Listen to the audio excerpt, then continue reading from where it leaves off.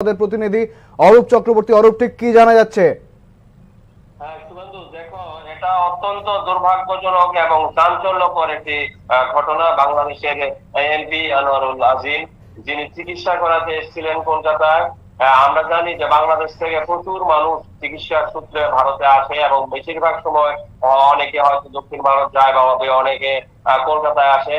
এবং এই অবস্থায় যখন ভারত এবং বাংলাদেশের মধ্যে একটা সুন্দর কূটনীতিক সম্পর্ক আছে এবং দুই দেশই একে কেন্দ্র করে সামনের দিকে এগিয়ে আসছে, তখন এই পরিস্থিতিতে বাংলাদেশের একজন এমপি কলকাতায় চিকিৎসার জন্য আসা এবং তারপর নিখোঁজ থাকার পর তার মরদেহ উদ্ধার, দুটি ঘটনায় এই ঘটনাটি কিন্তু নিঃসন্দেহে চিন্তাজনক এবং চাঞ্চল্যকর।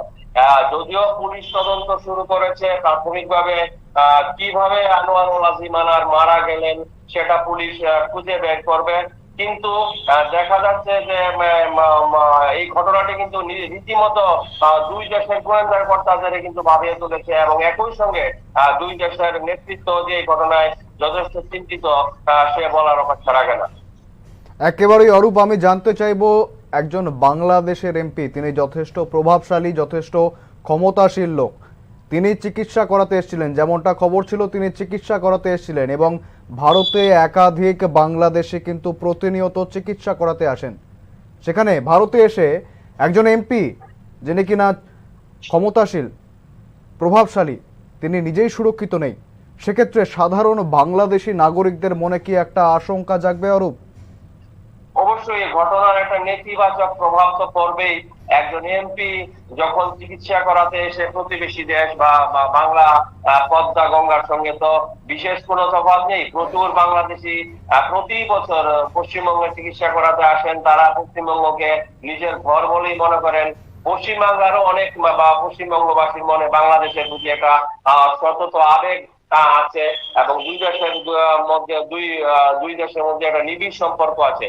এই সুমধুর সম্পর্কের মধ্যে বাংলাদেশের একজন এমপি কলকাতায় আসলেন চিকিৎসা করাতে, আসার পর তিনি নিখোঁজ হয়ে গেলেন এবং পরবর্তীকালে তার মরদেহ উদ্ধার হলো। ঘটনাটি খতিয়ে দেখলে বোঝা যায় যে এই ঘটনার পেছনে কিছু একটা রহস্যের দ্বন্দ্ব কিন্তু আছে। যদিও সেটা পুলিশ খুঁজে বের করবে কি কারণে এবং কিভাবে কারা এই ঘটনার সঙ্গে জড়িত বা কিভাবে আনোয়ারুল আজিম মারা গেলেন, কিন্তু একটা রহস্যজনক গন্ধ কিন্তু অবশ্যই পাওয়া যাচ্ছে যে এই এমপির মৃত্যুর ঘটনায় কিভাবে উনি ওর মরদেহ নিউ টাউনের মতো অভিজাত এলাকায় পৌঁছলো, কি করতে উনি সেখানে গিয়েছিলেন, কাদের ফোন কল পেয়ে বা কি পেয়ে উনি সেখানে গিয়েছিলেন বা কেন কিভাবে ওর মরদেহ ওখানে রাখা হলো, এইসব যে পারস্পরিক যে ঘটনা যেগুলি জট পাকানো আছে, এগুলি কিন্তু এখন কলকাতার গোয়েন্দা তারা খুঁজে বের করবে। একেবারে অরূপ, ধন্যবাদ তুমি সঙ্গে থেকেও। যেমনটা আপনাদের জানাচ্ছিলাম, বাংলাদেশের নিখোঁজ এমপি আনোয়ারুল আজিম মরদেহ উদ্ধার হয়েছে কলকাতায়। সম্প্রতি ভারতে চিকিৎসা করতে এসে নিখোঁজ হয়েছিলেন তিনি। এই খবর সামনে আসতেই বাংলাদেশের গোয়েন্দা পুলিশ ও ভারতীয় প্রশাসন তার খোঁজ চালাচ্ছিল। এমপির অনুসন্ধান করতে গিয়ে একাধিক রহস্য সামনে আসে। অবশেষে আনোয়ারুল আজিম মরদেহ উদ্ধার করা হয়েছে কলকাতার অভিজাত এলাকা নিউ টাউন থেকে। আনোয়ারুল আজিমের ব্যক্তিগত সহকারী আব্দুর রৌফ এই তথ্য নিশ্চিত করেছেন, তার দেহ শনাক্ত করেছেন তিনি। তবে তাকে হত্যা করা হয়েছে কিনা সেই বিষয়ে এখনো কোনো নিশ্চিত তথ্য পাওয়া যায়নি। ঘটনায় আপাতত দুজনকে আটক করা হয়েছে বলেও আব্দুর রৌফ জানিয়েছেন।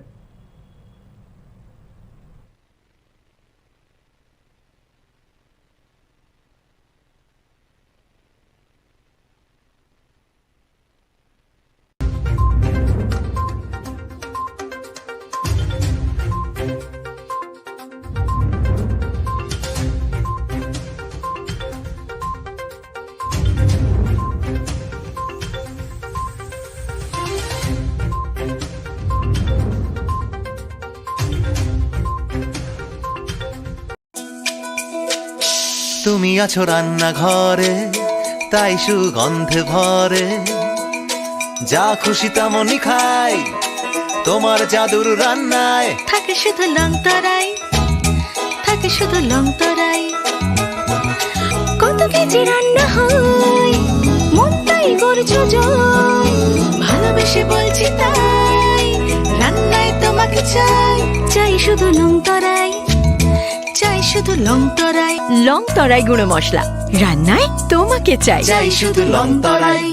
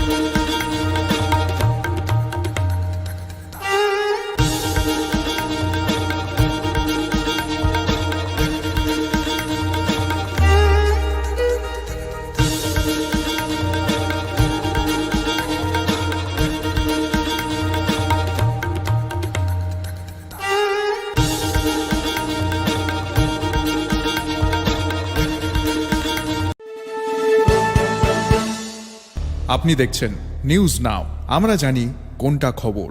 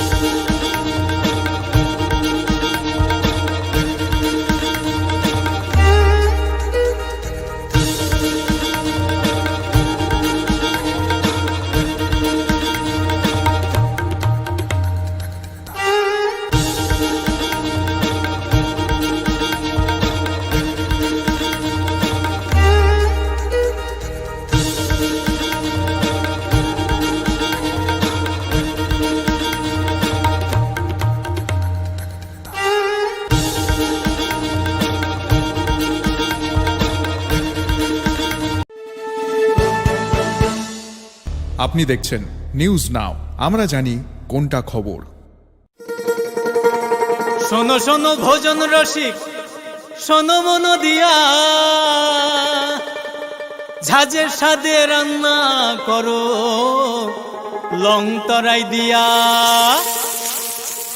ইলিশ সর্ষে পোস্ত বাটা যেমন ইচ্ছে নাও, মালাই চিংড়ি মাংস কষা চেটে পুটে খাও। আহা চেটে পুটে খাও, আহা চেটে পুটে খাও।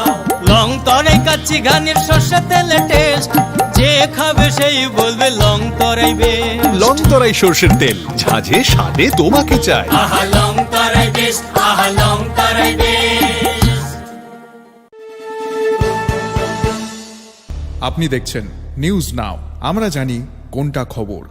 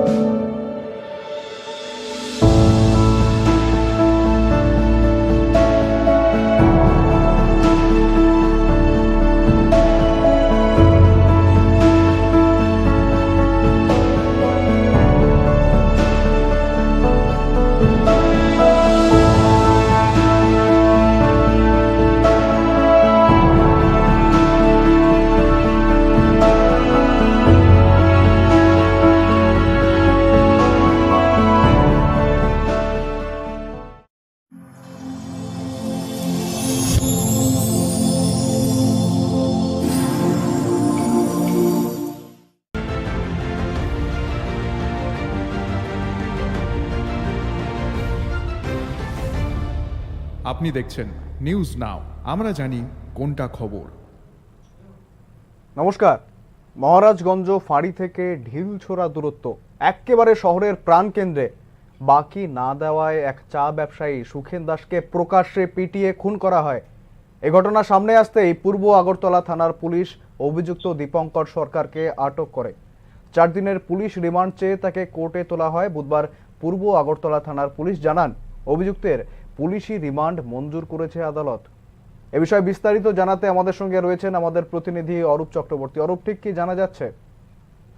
শুভেন্দু, দেখো, এই যে খুনের ঘটনা, এটা কিন্তু অত্যন্ত মর্মান্তিক, একই সঙ্গে মর্মান্তিক এবং অবশ্যই একটা নৃশংস খুনের ঘটনা। একটা অসহায় চা বিক্রেতা, যিনি চা বিক্রি করে তার সংসার প্রতিপালন করতেন, তার 2টি ফুটফুটে মেয়ে আছে, তারা পড়াশোনা করে, বাড়িতে স্ত্রী আছে, তার কোনো অপরাধ নেই। তিনি একজন নেশাগ্রস্ত যুবক দুর্বৃত্ত, এই যে দীপঙ্কর সাহা, তার অপরাধ ছিল শুধু এইটুকুই, তিনি ওকে বাকি দিতে অস্বীকার করেছিলেন। ব্যবসা, তার ব্যবসা সামান্য ব্যবসা, এই ব্যবসা দিয়ে তিনি সংসার চালান, তিনি বাকি দিলে ব্যবসা চালাতে পারবেন না। শুধুমাত্র এই অপরাধে প্রকাশ্য দিনের বেলায় তাকে ফাঁড়ি থেকে ঢিলছোড়া দূরত্বের প্রতাপগড় বাজারের মধ্যে ইট দিয়ে মাথায় বেধড়ক ভাবে মারা হয়।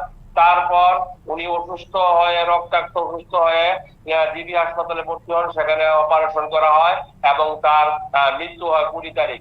এই যে ঘটনা, এই ঘটনা কিন্তু আরেকবার প্রমাণ করেছে রাজধানী নিরাপত্তা কতটা বেআপ্রু এবং কতটা দুর্বল। একজন চা বিক্রেতাকে প্রকাশ্য দিনের বেলায় পিটিয়ে মারা হলো, এবং কে মারলো? একজন নেশাগ্রস্ত দুর্বৃত্ত। He is a hooligan, he is a local hooligan, এবং পুলিশ এটা জানতো। তা সত্ত্বেও কিন্তু তার বিরুদ্ধে শুধু একদিন নয়, পরপর 2 দিন এই সুখেন দাসকে দীপঙ্কর সরকার আক্রমণ করেছে এবং মেরেছে, কিন্তু পুলিশ কোনো স্টেপ নেয়নি।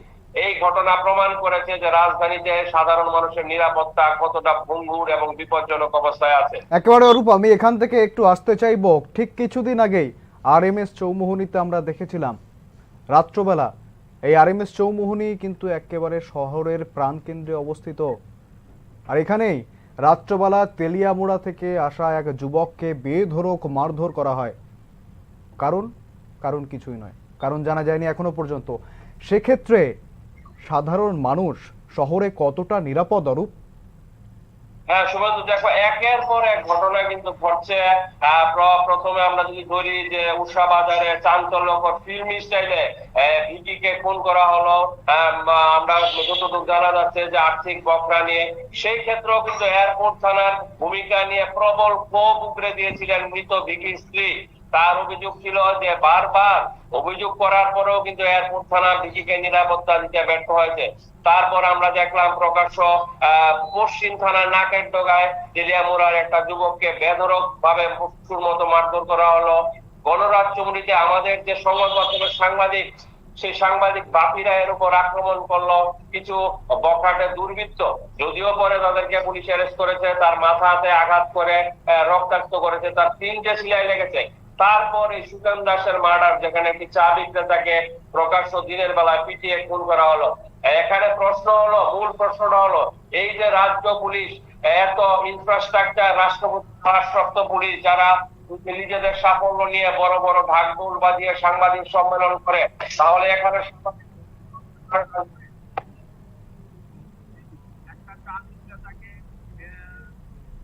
একটা এলাকার হুলিগান স্থানীয় পুলিশের কাছে কি এই ঘটনার কোনো খবর ছিল না? স্থানীয় পুলিশ এই ব্যাপারে কোনো নিতে পারতো না। এখন লোকটা মরে গেছে। এখন এই প্রশ্ন, যে জ্বলন্ত প্রশ্ন, যে সুখেন দাসের পরিবারকে কে দেখবে, কে তাদের ভরণ পোষণ করবে? তার উপার্জনে কিন্তু পরিবারটি চলতো। অত্যন্ত মর্মান্তিক একটি হৃদয় বিদারক ঘটনা।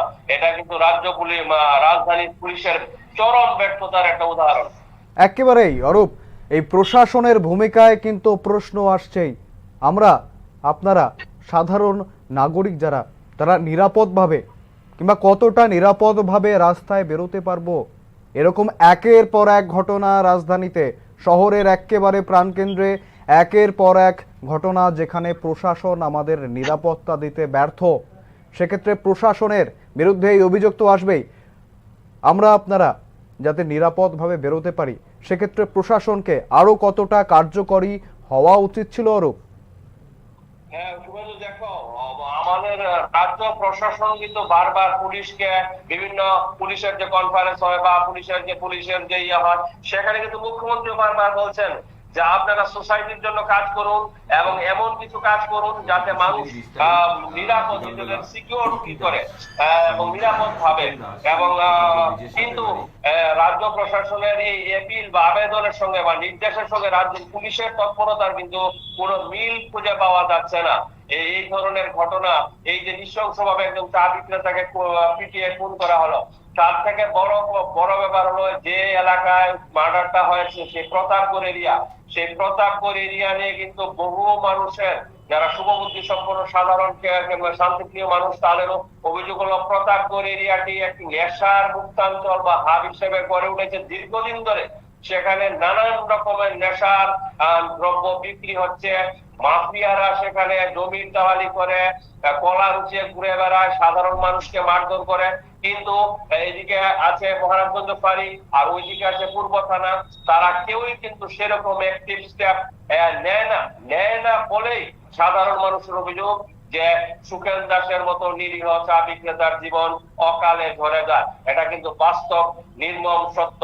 এখন দেখার বিষয়, এই যে জ্বলন্ত প্রশ্নগুলি, এই প্রশ্নগুলিকে সাধারণ প্রশাসন কিভাবে সামাল দেয়, কিভাবে পুলিশকে সত্যিকার অর্থে জনমুখী পুলিশ হিসাবে গড়ে তোলে, যাতে মানুষ শান্তিতে একটু বা নিজেদের পুত্র সন্তান নিয়ে ঘুমাতে পারে।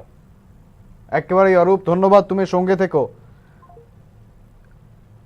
ধৃতকে পুলিশি রিমান্ডে নেওয়ার পর পুলিশ কি জানিয়েছেন শোনাবো।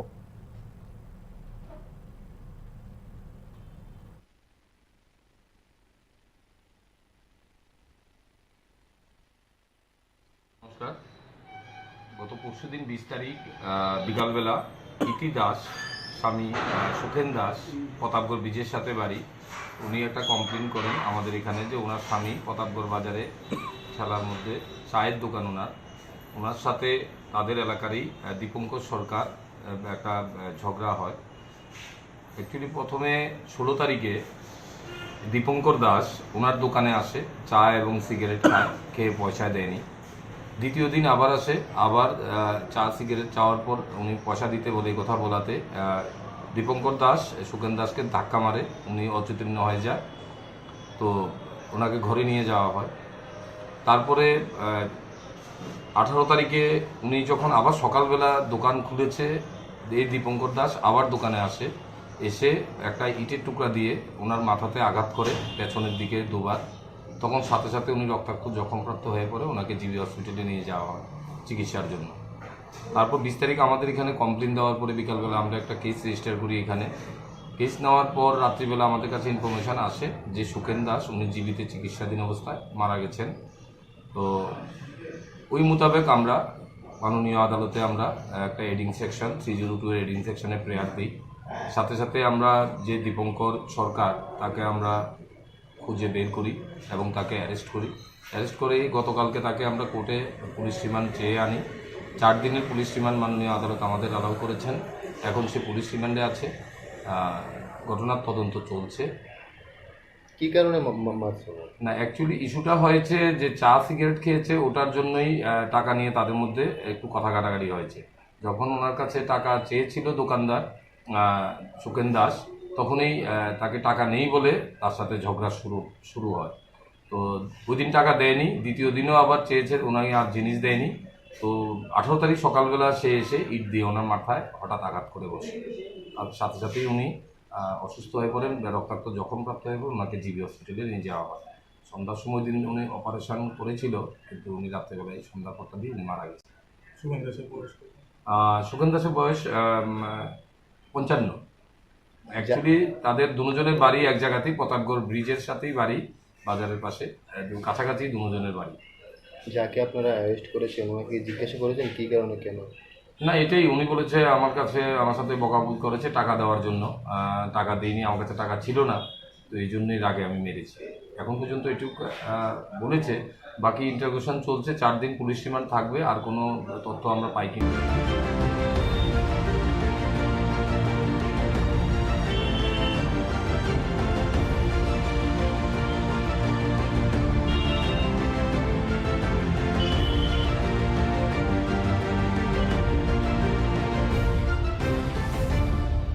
আপনি দেখছেন নিউজ নাও, আমরা জানি কোনটা খবর। আবারও সংবাদ শিরোনামে উঠে এলো জিবির চূড়ান্ত অব্যবস্থার ছবি। বিনা চিকিৎসায় মাটিতে পড়ে রয়েছেন রোগী। মেল মেডিসিন ওয়ার্ডের এই করুণ দশা দেখে হতাশ রোগীর পরিজনরা। এই মুহূর্তে আমাদের সঙ্গে ফোন লাইনে রয়েছেন আমাদের সংবাদ প্রতিনিধি অরূপ চক্রবর্তী। সরাসরি অরূপের কাছে চলে যাব যে অরূপ, কেন বারবার সংবাদ শিরোনামে উঠে আসছে জিবি, এবং আজকের ঘটনা কি, বিস্তারিত কি জানতে পারছো? দেখো, আমাদের সংবাদ প্রতিনিধি যে চিত্র পাঠিয়েছে জিবি হাসপাতাল থেকে, তা কিন্তু রীতিমতো ভয়ঙ্কর। রাজ্যের একটি প্রধান রেফারেল হাসপাতাল, সেখানকার যে মেইন মেডিসিন ওয়ার্ড, সেখানে মাটির মধ্যে নোংরা পরিবেশে পড়ে রয়েছে যে রোগী, তার অবস্থা কিন্তু দেখে মনে হচ্ছে অত্যন্ত সংকটজনক। এবং সবচেয়ে ভয়ঙ্কর যে ঘটনা হলো, রোগীর সামনে অক্সিজেনের নল লাগানো, নল আছে, নলটা পড়ে রয়েছে, কিন্তু সেই নল রোগীর মুখে যে লাগিয়ে দেবে, এত বড় হাসপাতালে সেই রকম একজন কর্মীরও দেখা নেই।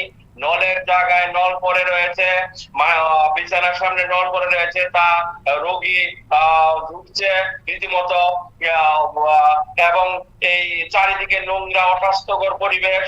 রাজ্যের একটি প্রধান রেফারেল হাসপাতাল, যাকে সুপার স্পেশালিটি হাসপাতাল করার জন্য রাজ্য সরকার উদ্যোগ নিয়েছে, সেইখানে এই ধরনের চিত্র কিন্তু সারা রাজ্যবাসীর কাছে একটা বিশাল বেদনাদায়ক জিনিস, যে এগুলি কি হচ্ছে জীবিতে। এবং এই ধরনের ঘটনা কিন্তু বারবার হচ্ছে, যেখানে চিকিৎসা পরিষেবার নাম করে যে পরিষেবা দেওয়া হচ্ছে তা আদপে উন্নত তো নাই, সাধারণ মানের চিকিৎসা পরিষেবাও নয়। একেবারেই অরূপ, কিন্তু বারবার আজকের ঘটনা তো একেবারেই চাঞ্চল্যকর।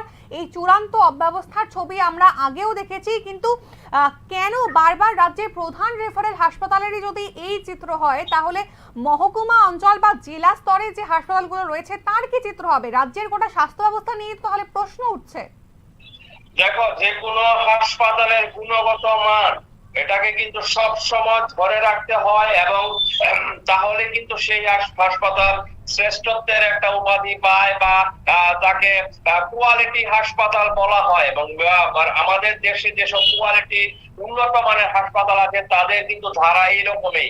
এটা এরকম না যে একদিন ওখানে ভালো চিকিৎসা হলো, পরের দিন আবার পরিষেবা বাজে হয়ে গেল, এরকম কিন্তু ব্যাপারটা না। ওখানে একটা চিকিৎসা পরিষেবার একটা ধারা বজায় থাকে, এবং মানুষজন যে বিশ্বাস করে হাসপাতালে যায়, হাসপাতালও সেই বিশ্বাসের প্রতিদানে তাদেরকে উন্নত পরিষেবা দিয়ে আসে। এখানে ব্যাপার হলো জিবি হাসপাতালে যে একবারে চিকিৎসা হয় না বা উন্নত চিকিৎসা হয় না এমনও কিন্তু কিছু না। প্রায় অনেক সময় আমরা দেখতে পাই জটিল অনেক রোগের অপারেশন হচ্ছে বা জটিল রোগের চিকিৎসা হচ্ছে, কিন্তু তার পাশাপাশি চূড়ান্ত অব্যবস্থার চিত্র যে জিবি হাসপাতাল থেকে প্রায় সময় উঠে আসছে সেটাও কিন্তু সমান সত্য। এই যে মেল মেডিসিন ওয়ার্ডের যে চিত্র আমরা দেখলাম, আমাদের সংবাদ প্রতিনিধির দেওয়া তথ্য অনুসারে সেই মেল মেডিসিন ওয়ার্ডে কিন্তু পর্যাপ্ত সংখ্যায় বেড ছিল। বেড থাকা সত্ত্বেও এই সংকটাপন্ন রোগীকে কিন্তু চিত্রে পরিষ্কার, ছবিতে পরিষ্কার দেখা যাচ্ছে তিনি রীতিমতো ধুঁকছেন, তার অবস্থা খুবই খারাপ, তাকে নোংরা অস্বাস্থ্যকর মেঝের মধ্যে ফেলে রাখা হয়েছে, চারিদিকে প্রায় অন্ধকার একটা আলো আধারী পরিবেশ। মানে এটা রীতিমতো একটা গা শিউরে ওঠার মতো ব্যাপার, যেখানে হাসপাতাল মানে হলো পিস অফ হেভেন, সেখানে একটা শান্তির স্বর্গীয় শান্তির পরিবেশ। সেখানে যেখানে রোগী তার নিজের শারীরিক কষ্ট ভুলে সেবা যত্নের মাধ্যমে সুস্থ হবে, সেখানে এই ধরনের রোগীর প্রতি এই ধরনের অবহেলা কিন্তু আসলেই মনকে নাড়িয়ে দেয়, এবং এই চিত্র কিন্তু চরম হতাশাজনক। অনেক ধন্যবাদ অরূপ, তুমি আমাদের ঘটনার বিস্তারিত জানালে। এইবারে এই যে রোগী চূড়ান্ত অব্যবস্থার শিকার, সেই রোগীর পরিবারের কি প্রতিক্রিয়া শুনবো।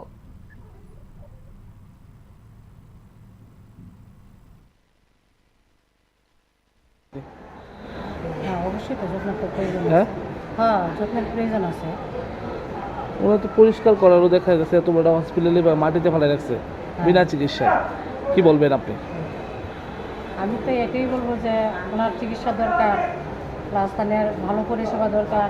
মানে নিচে শোয়া রাখছে বেডের মধ্যে, তাই এতগুলো বেড খালি করে রয়েছে, একটা বেডের মধ্যে তাদের শিফট করা দরকার। এটাই তো বলবো।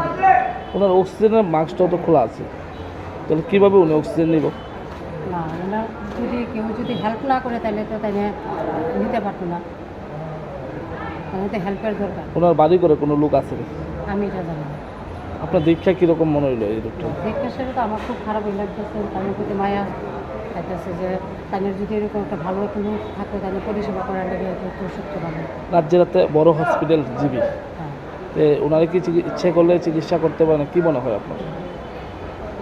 আমি তো এটা মনে করবো যে যেহেতু সরকারি হসপিটাল সব ধরনের ব্যবস্থাই আছে এখানে, তাইলে তো তাদের চিকিৎসা এইভাবে দরকার, আমি এটাই মনে করি। কোনখান থেকে আছেন আপনি? আমি জানি।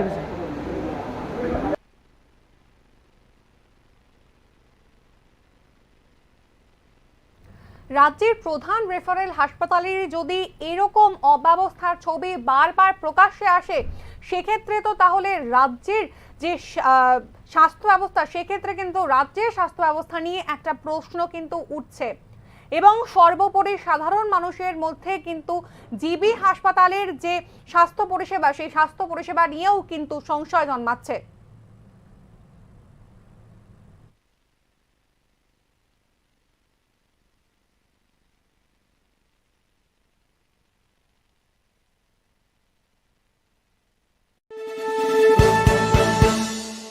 আপনি দেখছেন নিউজ নাও, আমরা জানি কোনটা খবর।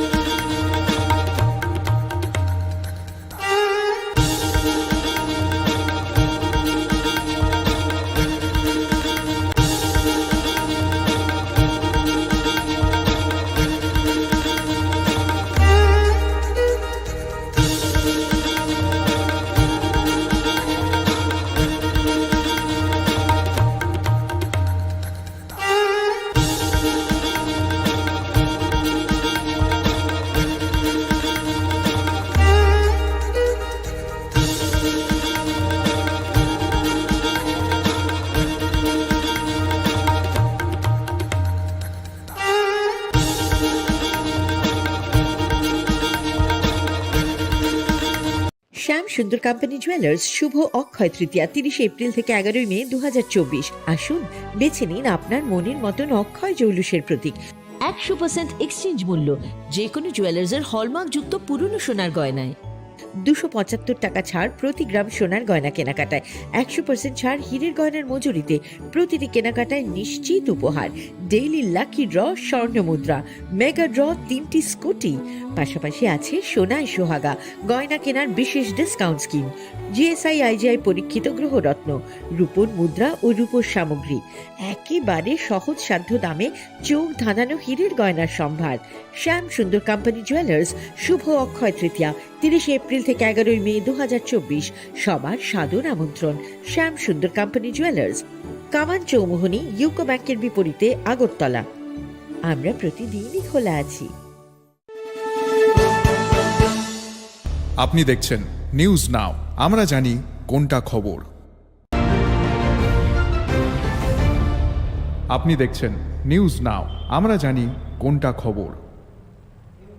নমস্কার, এই মুহূর্তে যে খবরের দিকে আমরা চোখ রাখবো, বাংলাদেশের নিখোঁজ এমপি আনোয়ারুল আজিম আনারের মরদেহ উদ্ধার কলকাতায়। সম্প্রতি ভারতে চিকিৎসা করাতে এসে নিখোঁজ হন তিনি। এই খবর সামনে আসতেই বাংলাদেশের গোয়েন্দা পুলিশ ও ভারতীয় প্রশাসন তার খোঁজ চালাচ্ছিল। এমপির অনুসন্ধান করতে গিয়ে একাধিক রহস্য সামনে আসে। অবশেষে আনারুল আজিম আনারের মরদেহ উদ্ধার করা হয়েছে কলকাতার অভিজাত এলাকা নিউ টাউন থেকে। বিস্তারিত জানাতে আমাদের সঙ্গে রয়েছেন আমাদের প্রতিনিধি অরূপ চক্রবর্তী। অরূপ, ঠিক কি জানা যাচ্ছে? শুভেন্দু, দেখো, এটা অত্যন্ত দুর্ভাগ্যজনক এবং চাঞ্চল্যকর একটি ঘটনা। বাংলাদেশের এমপি আনোয়ারুল আজিম, যিনি চিকিৎসা করাতে এসেছিলেন কলকাতায়। আমরা জানি যে বাংলাদেশ থেকে প্রচুর মানুষ চিকিৎসার সূত্রে ভারতে আসে এবং বেশিরভাগ সময় অনেকে হয়তো দক্ষিণ ভারত যায় বা অনেকে কলকাতায় আসে।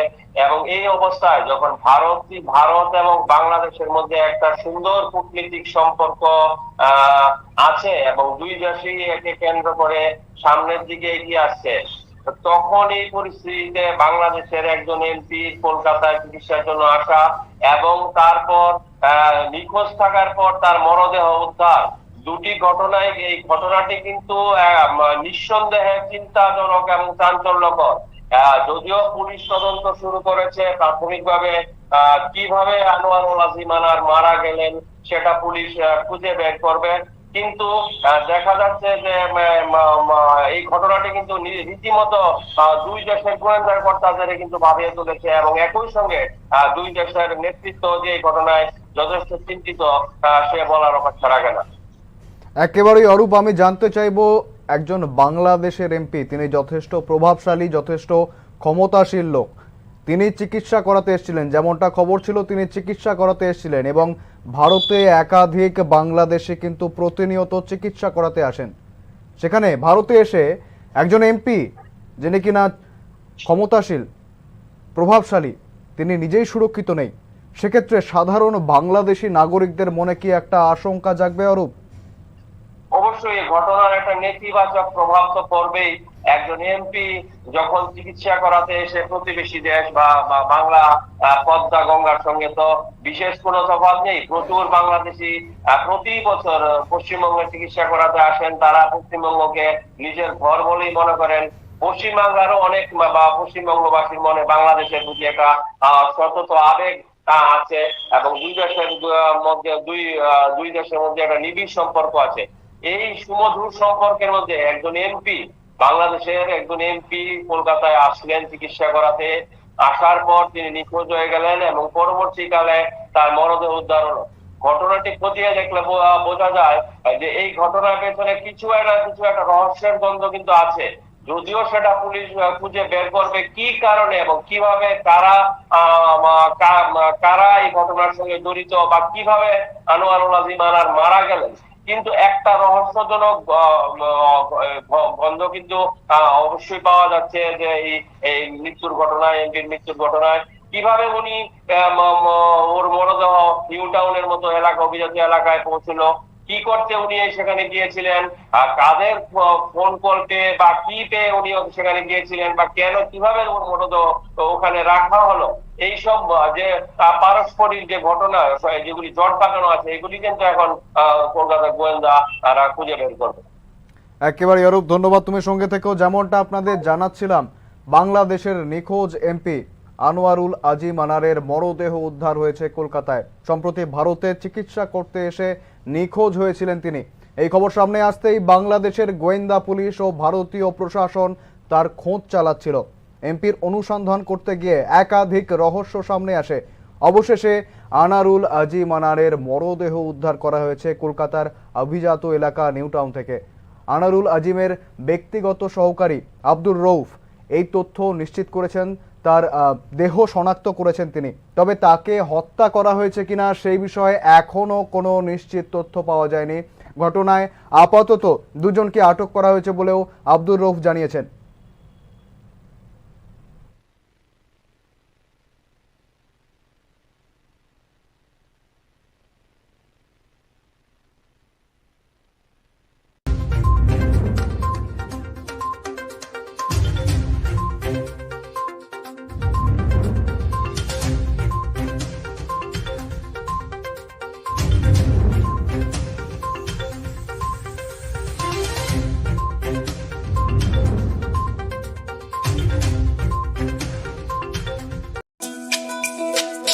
তুমি আছো রান্নাঘরে, তাই সুগন্ধে ভরে, যা খুশি তেমনই খাই, তোমার জাদুর রান্নায় থাকে শুধু লং তরাই, থাকে শুধু লং তরাই। কত কেজি রান্না হয়, মন তাই করছো জয়। ভালোবেসে বলছি তাই, রান্নায় তোমাকে চাই, চাই শুধু লং তরাই, চাই শুধু লং তরাই। লং তরাই গুঁড়ো মশলা, রান্নায় তোমাকে চাই, চাই শুধু লং তরাই।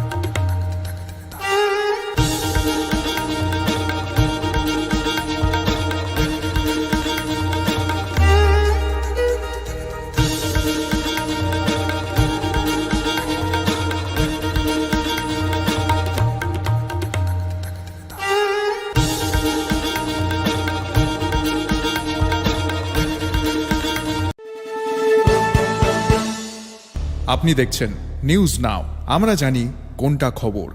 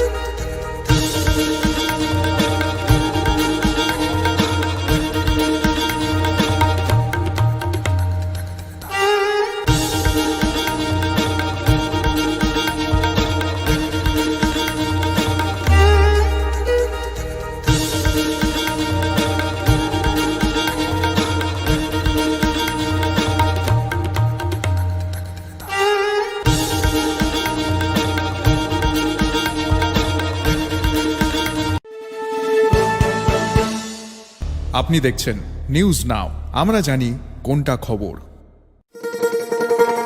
শোনো শোনো ভোজন রসিক, শোনো মন দিয়া, ঝাঁঝের স্বাদে রান্না করো লং তরাই দিয়া। ইলিশ সর্ষে পোস্ত বাটা যেমন ইচ্ছে নাও, মালাই চিংড়ি মাংস কষা চেটে পুটে খাও। আহা চেটে পুটে খাও, আহা চেটে পুটে খাও। লং তরাই কাচ্চি ঘানির সর্ষে তেলে টেস্ট, যে খাবে সেই বলবে লং তরাই বেশ। লং তরাই সর্ষের তেল, ঝাঁঝে স্বাদে তোমাকে চাই। আহা লং তরাই বেশ, আহা লং তরাই বেশ।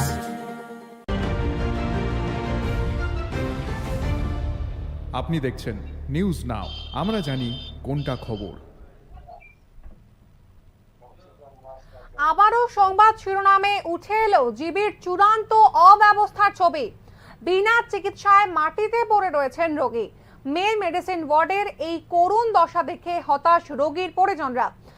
এই মুহূর্তে আমাদের সঙ্গে ফোন লাইনে রয়েছেন আমাদের সংবাদ প্রতিনিধি অরূপ চক্রবর্তী। সরাসরি অরূপের কাছে চলে যাব যে অরূপ, কেন বারবার সংবাদ শিরোনামে উঠে আসছে জিবি এবং আজকের ঘটনা কি, বিস্তারিত কি জানতে পারছো?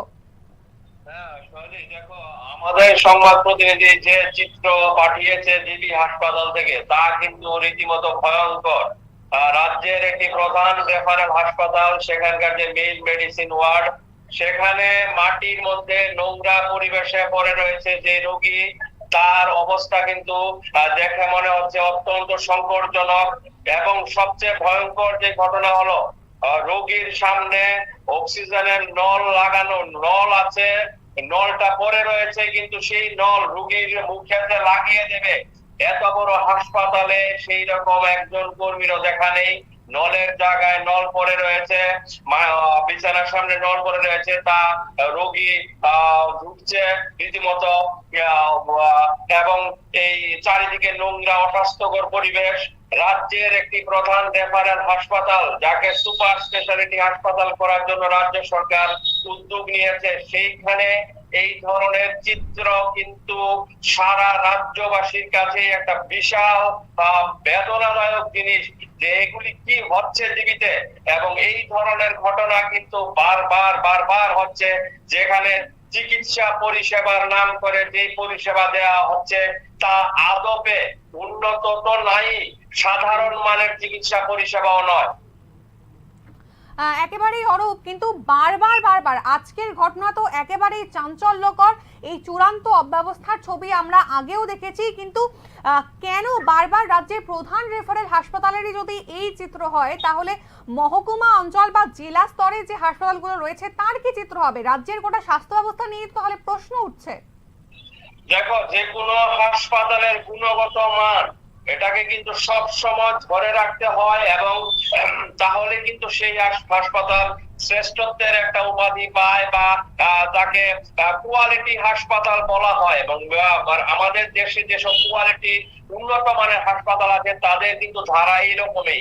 এটা এরকম না যে একদিন ওখানে ভালো চিকিৎসা হলো, পরের দিন আবার পরিষেবা বাজে হয়ে গেল, এরকম কিন্তু ব্যাপারটা না। ওখানে একটা চিকিৎসা পরিষেবার একটা ধারা বজায় থাকে, এবং মানুষজন যে বিশ্বাস করে হাসপাতালে যায়, হাসপাতালও সেই বিশ্বাসের প্রতিদানে তাদেরকে উন্নত পরিষেবা দিয়ে আসে। এখানে ব্যাপার হলো, জিবি হাসপাতালে যে একবারে চিকিৎসা হয় না বা উন্নত চিকিৎসা হয় না এমনও কিন্তু কিছু না।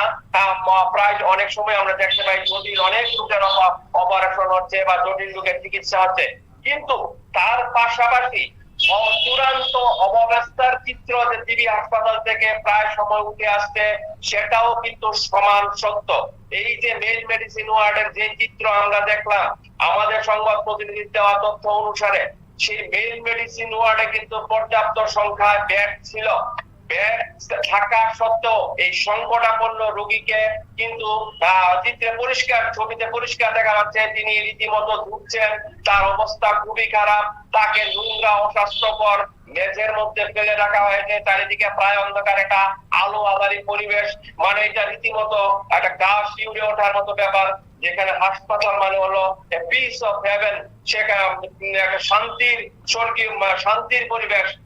সেখানে যেখানে রোগী তার নিজের শারীরিক কষ্ট ভুলে সেবা যত্নের মাধ্যমে সুস্থ হবে, সেখানে এই ধরনের রোগীর প্রতি এই ধরনের অবহেলা কিন্তু আসলেই মনকে নাড়িয়ে দেয়, এবং এই চিত্র কিন্তু চরম হতাশাজনক। অনেক ধন্যবাদ অরূপ, তুমি আমাদের ঘটনার বিস্তারিত জানালে। এইবারে এই যে রোগী চূড়ান্ত অব্যবস্থার শিকার, সেই রোগীর পরিবারের কি প্রতিক্রিয়া শুনবো।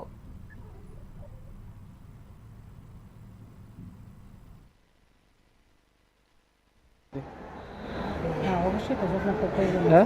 হ্যাঁ, যত্নের প্রয়োজন আছে। ওরা তো পরিষ্কার করারও দেখা গেছে এত বড় হসপিটালে বা মাটিতে ফেলে রাখছে বিনা চিকিৎসায়। কি বলবেন আপনি? আমি তো এটাই বলবো যে ওনার চিকিৎসা দরকার, প্লাস তাদের ভালো পরিষেবা দরকার। বাড়ি নিচে শোয়া রাখছে বেডের মধ্যে, তাই এতগুলো বেড খালি করে রয়েছে, একটা বেডের মধ্যে তাদের শিফট করা দরকার, এটাই তো বলবো। ওনার অক্সিজেনের মাস্কটাও তো খোলা আছে, তাহলে কীভাবে উনি অক্সিজেন নিব? না ওনার কেউ যদি হেল্প না করে তাহলে তো তাই নিতে পারতো না, তাহলে তো হেল্পের দরকার। ওনার বাড়ি করে কোনো লোক আছে? আমি এটা জানি না। আপনার দীক্ষা কীরকম মনে হইলো এই লোকটা? দেখতে সেটা তো আমার খুব খারাপ লাগতেছে, তাদের প্রতি মায়া লাগতেছে যে তাদের যদি এরকম একটা ভালো একটা লোক থাকতো তাদের পরিষেবা করার লাগে একটু সত্যি ভালো। রাজ্যের হাতে বড় হসপিটাল জিবি, হ্যাঁ ওনারা কি ইচ্ছে করলে চিকিৎসা করতে পারে না, কী মনে হয় আপনার? আমি তো এটা মনে করবো যে যেহেতু সরকারি হসপিটাল সব ধরনের ব্যবস্থাই আছে এখানে, তাইলে তো তাদের চিকিৎসা এইভাবে দরকার, আমি এটাই মনে করি। কোনখান থেকে আছেন আপনি? আমি জানি বুঝি।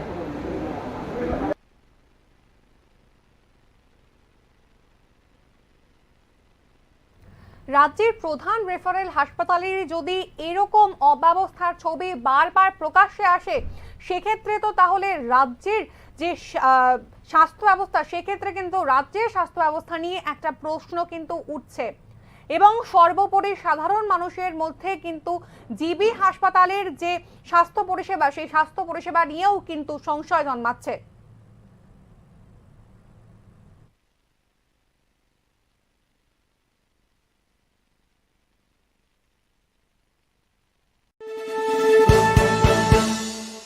আপনি দেখছেন নিউজ নাও, আমরা জানি কোনটা খবর।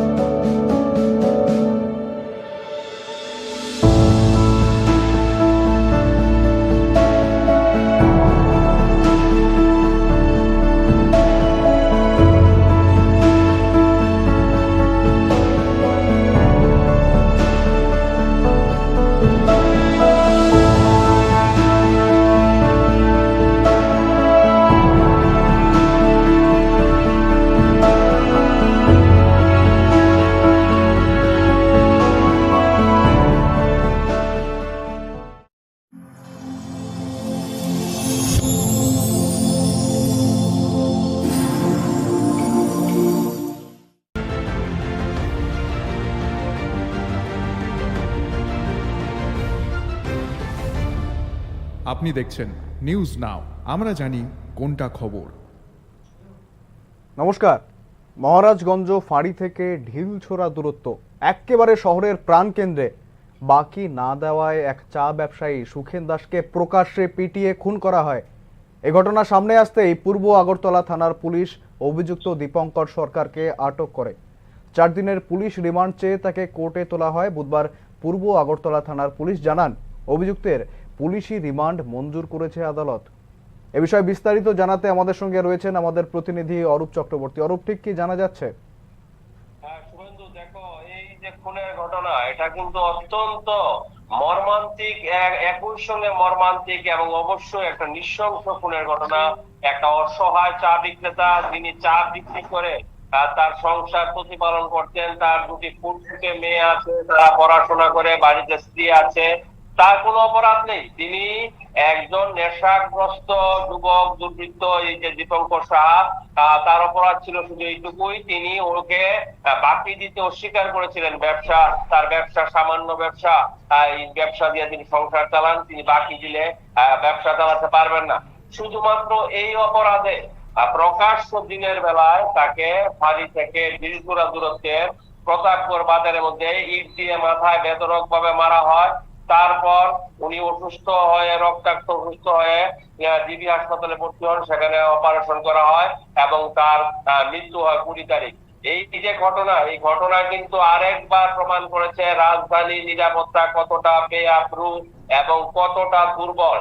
একজন চা বিক্রেতাকে প্রকাশ্য দিনের বেলায় পিটিয়ে মারা হলো, এবং কে মারলো? একজন নেশাগ্রস্ত দুর্বৃত্ত। He is a hooligan, he is a local hooligan, এবং পুলিশ এটা জানতো। তা সত্ত্বেও কিন্তু তার বিরুদ্ধে শুধু একদিন নয়, পরপর দুদিন এই সুখেন দাসকে দীপঙ্কর সরকার আক্রমণ করেছে এবং মেরেছে, কিন্তু পুলিশ কোনো স্টেপ নেয়নি। এই ঘটনা প্রমাণ করেছে যে রাজধানীতে সাধারণ মানুষের নিরাপত্তা কতটা ভঙ্গুর এবং বিপজ্জনক অবস্থায় আছে। একেবারে অরূপ, আমি এখান থেকে একটু আসতে চাইবো, ঠিক কিছুদিন আগেই RMS চৌমুহনীতে আমরা দেখেছিলাম রাত্রবেলা, এই RMS চৌমুহনী কিন্তু একেবারে শহরের প্রাণকেন্দ্রে অবস্থিত, আর এখানেই রাত্রবেলা তেলিয়ামুড়া থেকে আসা এক যুবককে বেধড়ক মারধর করা হয়। কারণ কিছুই নয়, কারণ জানা যায়নি এখনো পর্যন্ত। সেক্ষেত্রে সাধারণ মানুষ শহরে কতটা নিরাপদ অরূপ? হ্যাঁ শুভেন্দু, দেখো একের পর এক ঘটনা কিন্তু ঘটছে।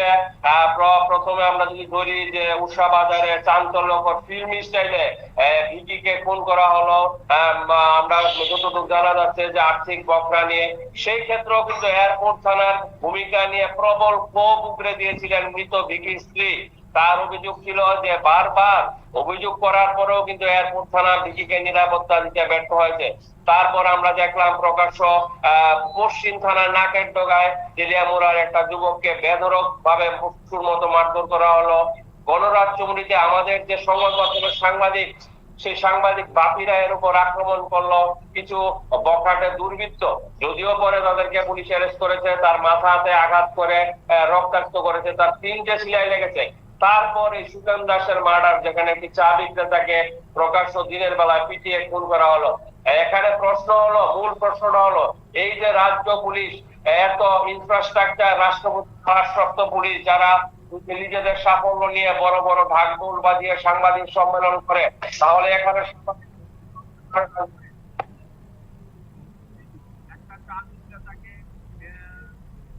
একটা এলাকার হুলিগান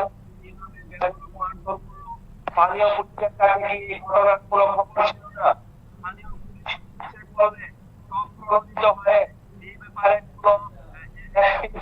নিতে পারতো না। এখন লোকটা মরে গেছে। এখন এই প্রশ্ন, যে জ্বলন্ত প্রশ্ন, যে সুখেন দাসের পরিবারকে কে দেখবে, কে তাদের ভরণ পোষণ করবে, তার উপার্জনে কিন্তু পরিবারটি চলতো। অত্যন্ত মর্মান্তিক একটি হৃদয় বিদারক ঘটনা। এটা কিন্তু রাজধানীর পুলিশের চরম ব্যর্থতার একটা উদাহরণ। একেবারেই অরূপ, এই প্রশাসনের ভূমিকায় কিন্তু প্রশ্ন আসছেই। আপনারা সাধারণ নাগরিক যারা, তারা নিরাপদভাবে কিংবা কতটা নিরাপদভাবে রাস্তায় বেরোতে পারবো? এরকম একের পর এক ঘটনা রাজধানীতে, শহরের একেবারে প্রাণকেন্দ্রে একের পর এক ঘটনা, যেখানে প্রশাসন আমাদের নিরাপত্তা দিতে ব্যর্থ। সেক্ষেত্রে প্রশাসনের বিরুদ্ধে এই অভিযোগ তো আসবেই।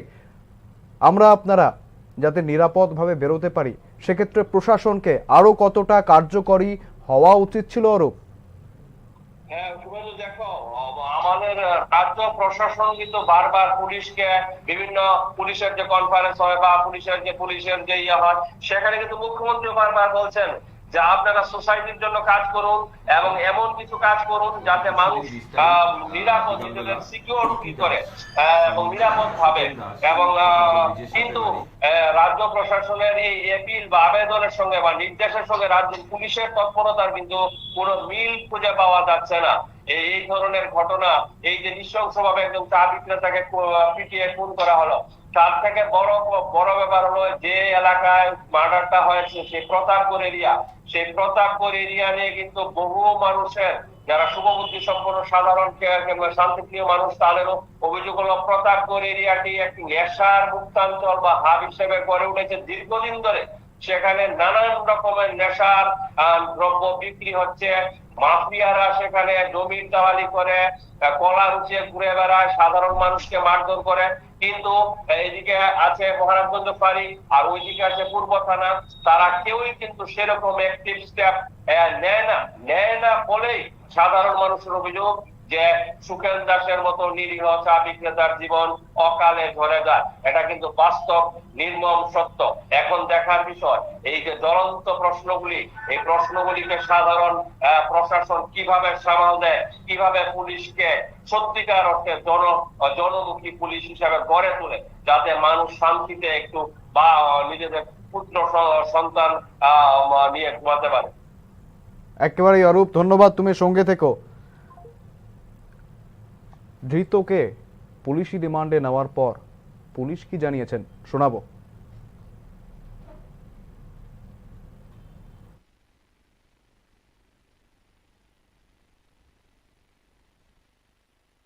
নমস্কার। গত পরশুদিন 20 তারিখ বিকালবেলা ইতি দাস, স্বামী সুখেন দাস, প্রতাপগড় ব্রিজের সাথে বাড়ি, উনি একটা কমপ্লেন করেন আমাদের এখানে যে ওনার স্বামী প্রতাপগড় বাজারে ঠেলার মধ্যে চায়ের দোকান ওনার সাথে তাদের এলাকারই দীপঙ্কর সরকার একটা ঝগড়া হয়। অ্যাকচুয়ালি প্রথমে 16 তারিখে দীপঙ্কর দাস ওনার দোকানে আসে, চা এবং সিগারেট খায়, খেয়ে পয়সা দেয়নি। দ্বিতীয় দিন আবার আসে, আবার চা সিগারেট চাওয়ার পর উনি পয়সা দিতে বলে কথা বলাতে দীপঙ্কর দাস সুখেন দাসকে ধাক্কা মারে, উনি অচেতন্য হয়ে যায়। তো ওনাকে ঘরে নিয়ে যাওয়া হয়। তারপরে 18 তারিখে উনি যখন আবার সকালবেলা দোকান খুলেছে, এই দীপঙ্কর দাস আবার দোকানে আসে, এসে একটা ইটের টুকরা দিয়ে ওনার মাথাতে আঘাত করে পেছনের দিকে দুবার। তখন সাথে সাথে উনি রক্তাক্ত জখমপ্রাপ্ত হয়ে পড়ে, ওনাকে জিবি হসপিটালে নিয়ে যাওয়া হয় চিকিৎসার জন্য। তারপর 20 তারিখ আমাদের এখানে কমপ্লেন দেওয়ার পরে বিকালবেলা আমরা একটা কেস রেজিস্টার করি। এখানে কেস নেওয়ার পর রাত্রিবেলা আমাদের কাছে ইনফরমেশান আসে যে সুখেন দাস উনি জীবিতে চিকিৎসাধীন অবস্থায় মারা গেছেন। তো ওই মোতাবেক আমরা মাননীয় আদালতে আমরা একটা এডিং সেকশন 302 এডিং সেকশনে প্রেয়ার দিই। সাথে সাথে আমরা যে দীপঙ্কর সরকার তাকে আমরা খুঁজে বের করি এবং তাকে অ্যারেস্ট করি। অ্যারেস্ট করে গতকালকে তাকে আমরা কোর্টে পুলিশ রিমান্ড চেয়ে আনি। 4 দিনের পুলিশ রিমান্ড মাননীয় আদালত আমাদের অ্যালাউ করেছেন। এখন সে পুলিশ রিমান্ডে আছে, ঘটনার তদন্ত চলছে। কি কারণে না, অ্যাকচুয়ালি ইস্যুটা হয়েছে যে চা সিগারেট খেয়েছে, ওটার জন্যই টাকা নিয়ে তাদের মধ্যে একটু কথা কাটাকাটি হয়েছে। যখন ওনার কাছে টাকা চেয়েছিল দোকানদার সুখেন দাস, তখনই তাকে টাকা নেই বলে তার সাথে ঝগড়া শুরু হয়। তো দুদিন টাকা দেয়নি, দ্বিতীয় দিনও আবার চেয়েছে, ওনাকে আর জিনিস দেয়নি। তো 18 তারিখ সকালবেলা সে এসে ইট দিয়ে ওনার মাথায় হঠাৎ আঘাত করে বসে, আর সাথে সাথেই উনি অসুস্থ হয়ে পড়েন, রক্তাক্ত জখমপ্রাপ্ত হয়ে পড়ে, ওনাকে জিবি হসপিটালে নিয়ে যাওয়া হয়।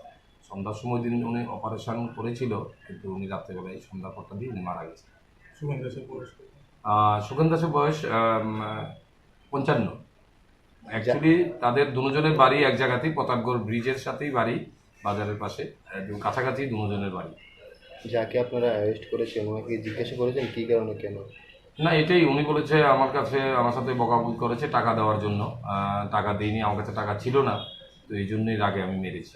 এখন পর্যন্ত এটুকু বলেছে, বাকি ইন্টারোগেশন চলছে। 4 দিন পুলিশ রিমান্ড থাকবে, আর কোনো তথ্য আমরা পাই কিনা সেটা আমরা দেখি। না, এমনিতে লোকালি ইনফরমেশন যেটা আমরা পাচ্ছি, ও মাঝে মাঝে গাঁজা টাজা এমন কিছু সেবন করে, এটা একটা ইনফরমেশন লোকালি থেকে এসে। ওর নামটা কি? ওর নাম দীপঙ্কর সরকার, 33 বছর বয়স। বাড়ি এখানে প্রতাপগড় ব্রিজের পাশেই, পাশাপাশি কাছাকাছি বাড়ি জমজম। কি করে উনি? উনি কিছু করে না, এমনিতে ঘোরাঘুরি। Step into the realm of Assam Downtown University, where we encourage success. Experience the pinnacle of academic excellence and live your best days.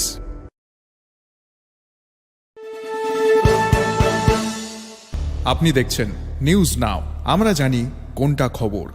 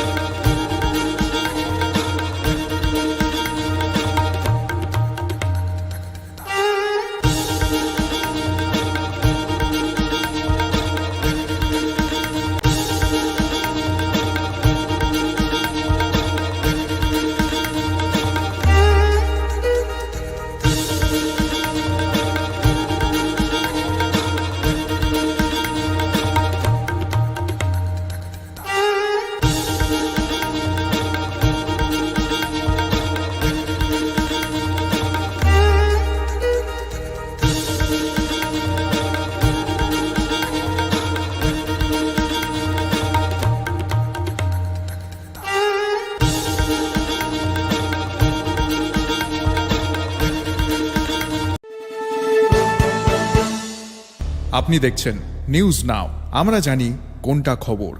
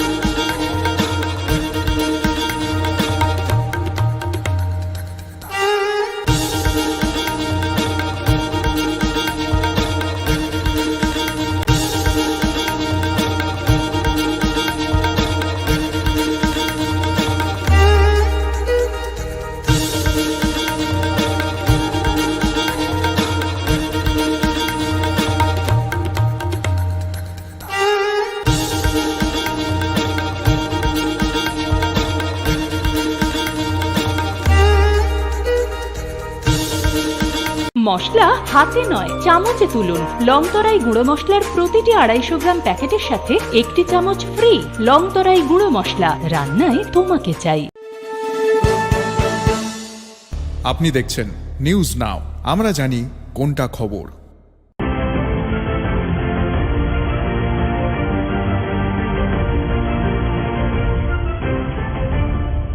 আপনি দেখছেন নিউজ নাও, আমরা জানি কোনটা খবর। নমস্কার, চোখ রাখবো এই মুহূর্তের সবচেয়ে বড় খবরের দিকে। চলতি সপ্তাহতেই প্রকাশিত হবে টিবিএসসির ফলাফল। 24 তারিখ শুক্রবার দুপুর 12টায় সাংবাদিক সম্মেলনের মাধ্যমে প্রকাশিত হবে মাধ্যমিক, উচ্চ মাধ্যমিক এবং মাদ্রাসা ফাজিল ও মাদ্রাসা আলিমের ফলাফল। বুধবার এক প্রেস বিজ্ঞপ্তি জারি করে জানায় ত্রিপুরা মধ্য শিক্ষা পর্ষদ। শুক্রবার দুপুর 12:30 থেকে ফলাফলগুলি পাওয়া যাবে www.tbsc.tripura.gov.in, www.tbresults.tripura.gov.in, www.tripurainfo.com, www.jagaranjosh.com, www.results.shiksha, www.indianexpress.com প্রভৃতি ওয়েবসাইটে। আবারও জানাবো, চলতি সপ্তাহেই প্রকাশিত হবে টিবিএসসির ফলাফল। 24 তারিখ শুক্রবার দুপুর 12টায় সাংবাদিক সম্মেলনের মাধ্যমে প্রকাশিত করা হবে মাধ্যমিক, উচ্চ মাধ্যমিক এবং মাদ্রাসা ফাজিল ও মাদ্রাসা আলিমের ফলাফল। বুধবার এক প্রেস বিজ্ঞপ্তি জারি করে জানায় ত্রিপুরা মধ্য শিক্ষা পর্ষদ, শুক্রবার দুপুর 12:30 থেকে ফলাফলগুলি পাওয়া যাবে বিভিন্ন ওয়েবসাইটে। তার মধ্যে রয়েছে www.tvsc.tripura.gov.in, www.tbresults.tripura.gov.in, www.tripurainfo.com, www.jagaranjosh.com, www.results.shiksha, www.indianexpress.com প্রভৃতি ওয়েবসাইটে রেজাল্টসগুলি পাওয়া যাবে।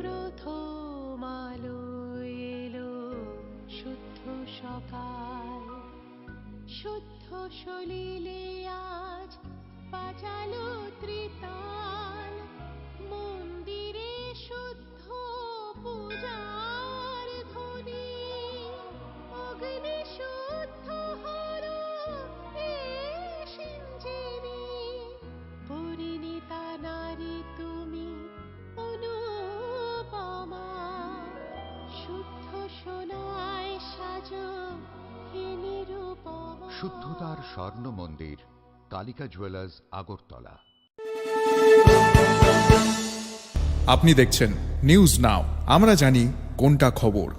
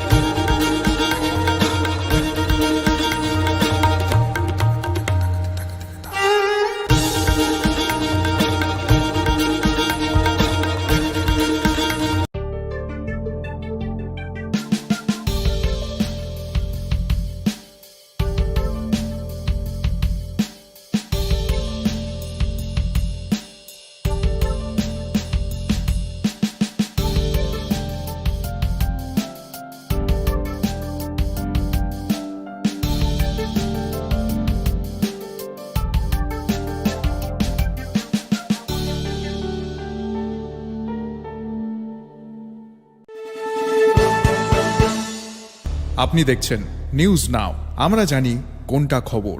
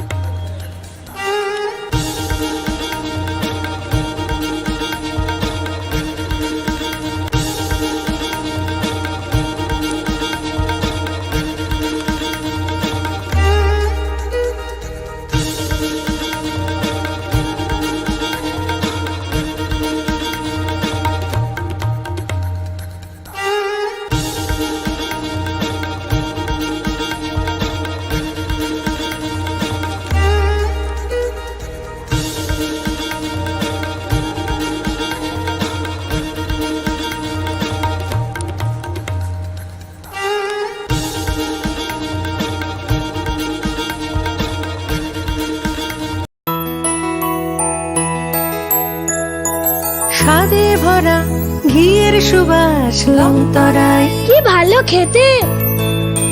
শুদ্ধ ঘিয়ের আবেশ ভরা লংতরায়, অপূর্ব সুগন্ধ, পুষ্টি ভরা ঘিয়ের খাবার, গাওয়া ঘি প্রিয় সবার লংতরায়। একেই বলে বিশুদ্ধ ঘি।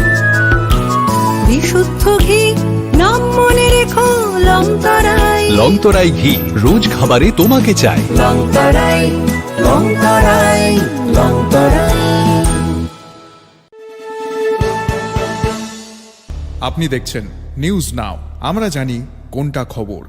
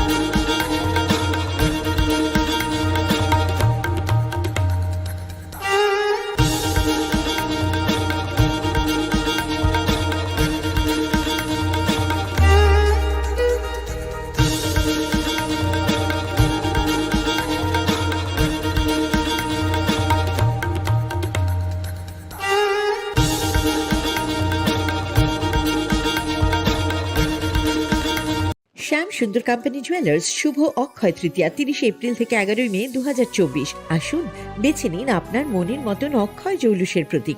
100% এক্সচেঞ্জ মূল্য যে কোনো জুয়েলার্সের হলমার্কযুক্ত পুরনো সোনার গয়নায়। 275 টাকা ছাড় প্রতি গ্রাম সোনার গয়না কেনাকাটায়। 100% ছাড় হীরের গয়নার মজুরিতে। প্রতিটি কেনাকাটায় নিশ্চিত উপহার। ডেইলি লাকি ড্র স্বর্ণ মুদ্রা, মেগা ড্র 3টি স্কুটি। পাশাপাশি আছে সোনায় সোহাগা গয়না কেনার বিশেষ ডিসকাউন্ট স্কিম। জিএসআই আইজিআই পরীক্ষিত গ্রহরত্ন, রূপোর মুদ্রা ও রূপোর সামগ্রী। একেবারে সহজ সাধ্য দামে চোখ ধাঁধানো হীরের গয়নার সম্ভার। শ্যাম সুন্দর কোম্পানি জুয়েলার্স শুভ অক্ষয় তৃতীয়া 30 এপ্রিল থেকে 11 মে 2024। সবার সাদর আমন্ত্রণ। শ্যাম সুন্দর কোম্পানি জুয়েলার্স, কামান চৌমুহনী, ইউকো ব্যাংকের বিপরীতে, আগরতলা। আমরা প্রতিদিনই খোলা আছি। আপনি দেখছেন নিউজ নাও, আমরা জানি কোনটা খবর। আপনি দেখছেন নিউজ নাও, আমরা জানি কোনটা খবর। নমস্কার, এই মুহূর্তে যে খবরের দিকে আমরা চোখ রাখবো, বাংলাদেশের নিখোঁজ এমপি আনোয়ারুল আজি মানারের মরদেহ উদ্ধার কলকাতায়। সম্প্রতি ভারতে চিকিৎসা করাতে এসে নিখোঁজ হন তিনি। এই খবর সামনে আসতেই বাংলাদেশের গোয়েন্দা পুলিশ ও ভারতীয় প্রশাসন তার খোঁজ চালাচ্ছিল। এমপির অনুসন্ধান করতে গিয়ে একাধিক রহস্য সামনে আসে। অবশেষে আনোয়ারুল আজি মানারের মরদেহ উদ্ধার করা হয়েছে কলকাতার অভিজাত এলাকা নিউ টাউন থেকে। বিস্তারিত জানাতে আমাদের সঙ্গে রয়েছেন আমাদের প্রতিনিধি অরূপ চক্রবর্তী। অরূপ, ঠিক কি জানা যাচ্ছে? দেখো, এটা অত্যন্ত দুর্ভাগ্যজনক এবং চাঞ্চল্যকর একটি ঘটনা। বাংলাদেশের এমপি আনোয়ারুল আজিম, যিনি চিকিৎসা করাতে এসেছিলেন কলকাতায়। আমরা জানি যে বাংলাদেশ থেকে প্রচুর মানুষ চিকিৎসার সূত্রে ভারতে আসে এবং বেশিরভাগ সময় অনেকে হয়তো দক্ষিণ ভারত যায় বা অনেকে কলকাতায় আসে। এবং এই অবস্থায় যখন ভারত এবং বাংলাদেশের মধ্যে একটা সুন্দর কূটনীতিক সম্পর্ক আছে এবং দুই দেশই একে কেন্দ্র করে সামনের দিকে এগিয়ে আসছে, তখন এই পরিস্থিতিতে বাংলাদেশের একজন এমপি কলকাতায় চিকিৎসার জন্য আসা এবং তারপর নিখোঁজ থাকার পর তার মরদেহ উদ্ধার, দুটি ঘটনায় এই ঘটনাটি কিন্তু নিঃসন্দেহে চিন্তাজনক এবং চাঞ্চল্যকর। যদিও পুলিশ তদন্ত শুরু করেছে, প্রাথমিকভাবে কিভাবে আনোয়ারুল আজি মানার মারা গেলেন সেটা পুলিশ খুঁজে বের করবে। কিন্তু দেখা যাচ্ছে যে এই ঘটনাটি কিন্তু রীতিমতো দুই দেশের গোয়েন্দা কর্তাদের কিন্তু ভাবিয়ে তুলেছে এবং একই সঙ্গে দুই দেশের নেতৃত্ব যে এই ঘটনায় যথেষ্ট চিন্তিত, সে বলার অপেক্ষা রাখে না। একেবারেই অরূপ, আমি জানতে চাইবো, একজন বাংলাদেশের এমপি, তিনি যথেষ্ট প্রভাবশালী, যথেষ্ট ক্ষমতাশীল লোক। তিনি চিকিৎসা করাতে এসেছিলেন, যেমনটা খবর ছিল তিনি চিকিৎসা করাতে এসেছিলেন এবং ভারতে একাধিক বাংলাদেশি কিন্তু প্রতিনিয়ত চিকিৎসা করাতে আসেন। সেখানে ভারতে এসে একজন এমপি, যিনি কিনা ক্ষমতাশীল, প্রভাবশালী, তিনি নিজেই সুরক্ষিত নেই। সেক্ষেত্রে সাধারণ বাংলাদেশি নাগরিকদের মনে কি একটা আশঙ্কা জাগবে অরূপ? অবশ্যই এই ঘটনার একটা নেতিবাচক প্রভাব তো পড়বেই। একজন এমপি যখন চিকিৎসা করাতে এসে প্রতিবেশী দেশ বা বাংলা পদ্মা গঙ্গার সঙ্গে তো বিশেষ কোনো তফাৎ নেই। প্রচুর বাংলাদেশি প্রতি বছর পশ্চিমবঙ্গে চিকিৎসা করাতে আসেন। তারা পশ্চিমবঙ্গকে নিজের ঘর বলেই মনে করেন। পশ্চিমবাংলারও অনেক বা পশ্চিমবঙ্গবাসীর মনে বাংলাদেশের প্রতি একটা সতত আবেগ আছে এবং দুই দেশের মধ্যে একটা নিবিড় সম্পর্ক আছে। এই সুমধুর সম্পর্কের মধ্যে একজন এমপি, বাংলাদেশের একজন এমপি কলকাতায় আসলেন চিকিৎসা করাতে। আসার পর তিনি নিখোঁজ হয়ে গেলেন এবং পরবর্তীকালে তার মরদেহ উদ্ধার হলো। ঘটনাটি খতিয়ে দেখলে বোঝা যায় যে এই ঘটনার পেছনে কিছু একটা রহস্যের দ্বন্দ্ব কিন্তু আছে। যদিও সেটা পুলিশ খুঁজে বের করবে কি কারণে এবং কিভাবে কারা এই ঘটনার সঙ্গে জড়িত বা কিভাবে আনোয়ারুল আজি মানার মারা গেলেন।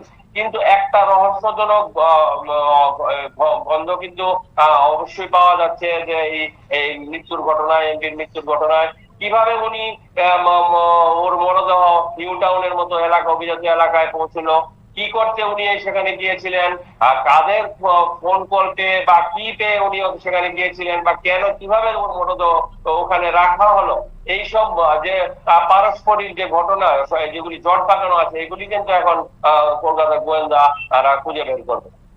একেবারে অরূপ, ধন্যবাদ তুমি সঙ্গে থেকেও। যেমনটা আপনাদের জানাচ্ছিলাম, বাংলাদেশের নিখোঁজ এমপি আনোয়ারুল আজিম আনারের মরদেহ উদ্ধার হয়েছে কলকাতায়। সম্প্রতি ভারতে চিকিৎসা করতে এসে নিখোঁজ হয়েছিলেন তিনি। এই খবর সামনে আসতেই বাংলাদেশের গোয়েন্দা পুলিশ ও ভারতীয় প্রশাসন তার খোঁজ চালাচ্ছিল। এমপির অনুসন্ধান করতে গিয়ে একাধিক রহস্য সামনে আসে। অবশেষে আনারুল আজিম আনারের মরদেহ উদ্ধার করা হয়েছে কলকাতার অভিজাত এলাকা নিউ টাউন থেকে। আনারুল আজিমের ব্যক্তিগত সহকারী আব্দুর রৌফ এই তথ্য নিশ্চিত করেছেন, তার দেহ শনাক্ত করেছেন তিনি। তবে তাকে হত্যা করা হয়েছে কিনা সেই বিষয়ে এখনো কোনো নিশ্চিত তথ্য পাওয়া যায়নি। ঘটনায় আপাতত দুজনকে আটক করা হয়েছে বলেও আব্দুর রৌফ জানিয়েছেন।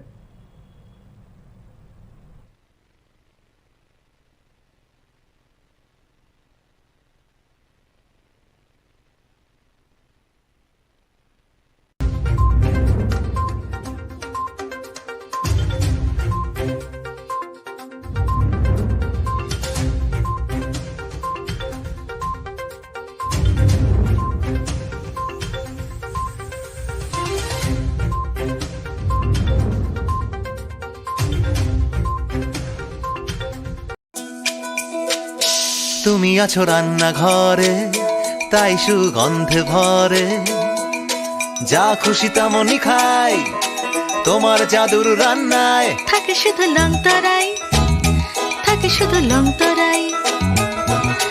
কত কেজি রান্না হয়, মনটাই করছো জয়। ভালোবেসে বলছি তাই, রান্নায় তোমাকে চাই, চাই শুধু লং তরাই, চাই শুধু লং তরাই। লং তরাই গুঁড়ো মশলা, রান্নায় তোমাকে চাই। চাই শুধু লং তরাই।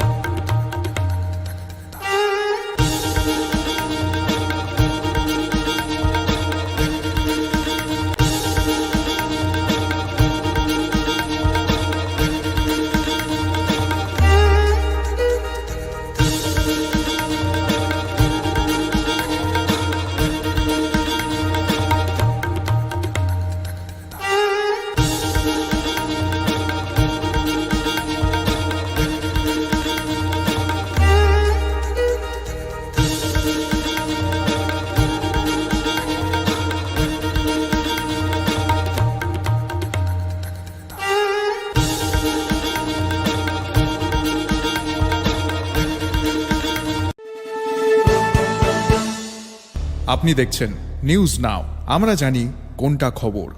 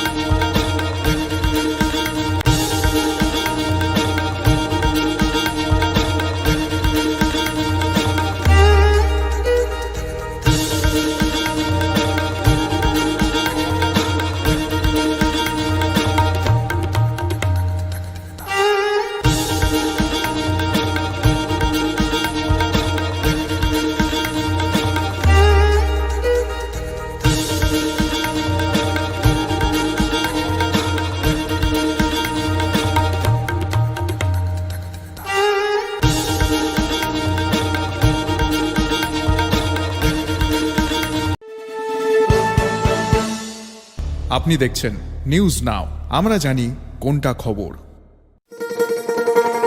শোনো শোনো ভোজন রসিক, শোনো মন দিয়া, ঝাঁঝের স্বাদে রান্না করো লং তরাই দিয়া। ইলিশ সর্ষে পোস্ত বাটা যেমন ইচ্ছে নাও, মালাই চিংড়ি মাংস কষা চেটে পুটে খাও। আহা চেটে পুটে খাও, আহা চেটে পুটে খাও। লং তরাই কাচ্চি ঘানির সর্ষে তেলে টেস্ট, যে খাবে সেই বলবে লং তরাই বেশ। লং তরাই সর্ষের তেল, ঝাঁঝে স্বাদে তোমাকে চাই। আহা লং তরাই বেশ, আহা লং তরাই বেশ।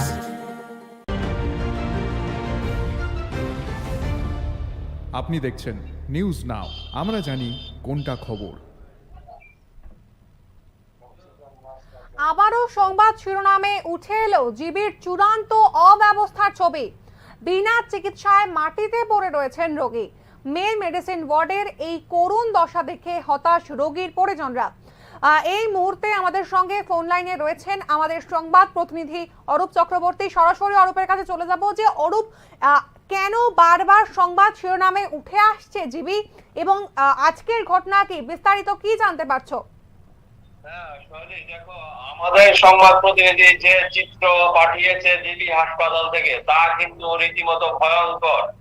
রাজ্যের একটি প্রধান রেফারেল হাসপাতাল, সেখানকার যে মেইন মেডিসিন ওয়ার্ড, সেখানে মাটির মধ্যে নোংরা পরিবেশে পড়ে রয়েছে যে রোগী, তার অবস্থা কিন্তু দেখে মনে হচ্ছে অত্যন্ত সংকটজনক।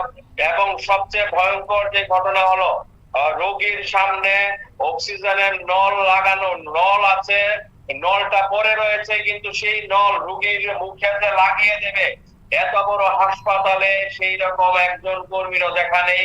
নলের জায়গায় নল পড়ে রয়েছে, বিছানার সামনে নল পড়ে রয়েছে, তা রোগী ঢুকছে রীতিমতো, এবং এই চারিদিকে নোংরা অস্বাস্থ্যকর পরিবেশ।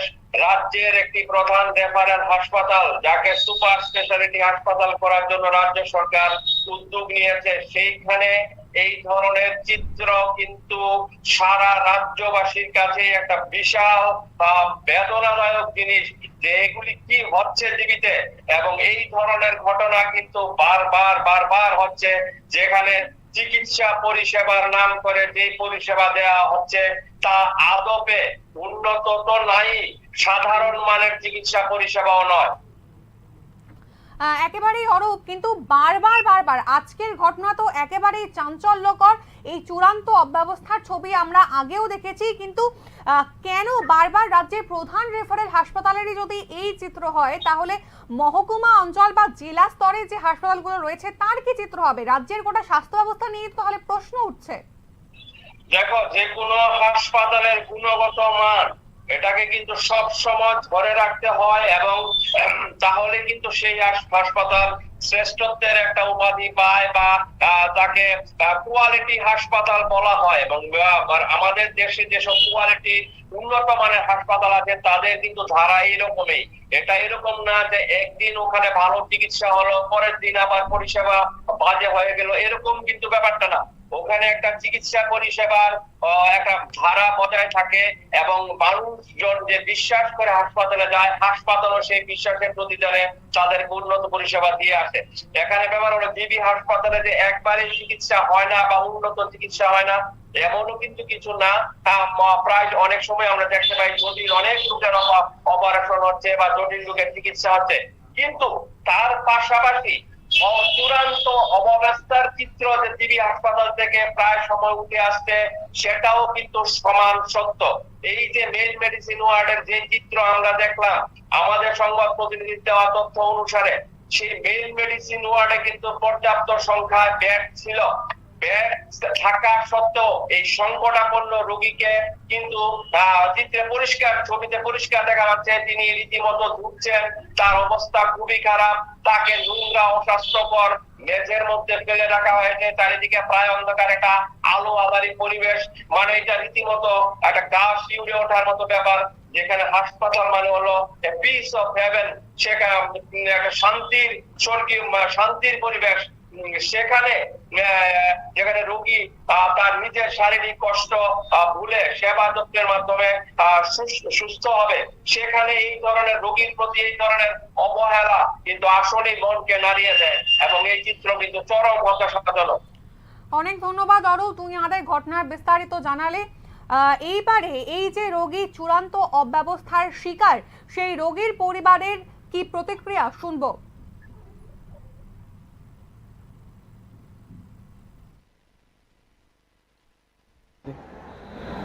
অবশ্যই তো যত্নের তো প্রয়োজন। হ্যাঁ, যত্নের প্রয়োজন আছে। ওরা তো পরিষ্কার করারও দেখা গেছে এত বড় হসপিটালে বা মাটিতে ফেলে রাখছে বিনা চিকিৎসায়। কি বলবেন আপনি? আমি তো এটাই বলবো যে ওনার চিকিৎসা দরকার, প্লাস তাদের ভালো পরিষেবা দরকার। বাড়ি নিচে শোয়ে রাখছে বেডের মধ্যে, তাই এতগুলো বেড খালি করে রয়েছে, একটা বেডের মধ্যে তাদের শিফট করা দরকার। এটাই তো বলবো। ওনার অক্সিজেনের মাস্কটাও তো খোলা আছে। তাহলে কীভাবে উনি অক্সিজেন নিব? না ওনার কেউ যদি হেল্প না করে তাহলে তো তাই নিতে পারতো না, তাহলে তো হেল্পের দরকার। ওনার বাড়ি করে কোনো লোক আছে? আমি এটা জানি না। আপনার দীক্ষা কীরকম মনে হইলো এই লোকটা? দীক্ষা সেটা তো আমার খুব খারাপ লাগতেছে, তাদের প্রতি মায়া লাগতেছে যে তাদের যদি এরকম একটা ভালো একটা লোক থাকে তাদের পরিষেবা করার লাগে একটু সত্যি ভালো। রাজ্যের হাতে বড় হসপিটাল জিবি, ওনারা কি ইচ্ছে করলে চিকিৎসা করতে পারে না, কী মনে হয় আপনার? আমি তো এটা মনে করবো যে যেহেতু সরকারি হসপিটাল সব ধরনের ব্যবস্থাই আছে এখানে, তাইলে তো তাদের চিকিৎসা এইভাবে দরকার, আমি এটাই মনে করি। কোনখান থেকে আছেন আপনি? আমি জানি বুঝি।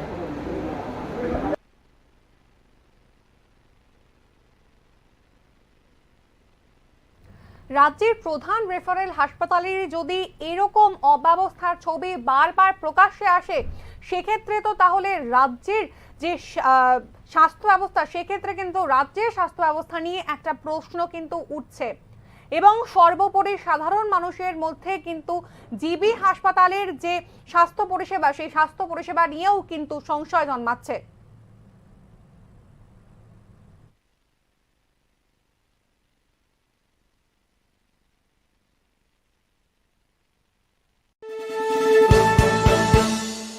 আপনি দেখছেন নিউজ নাও, আমরা জানি কোনটা খবর।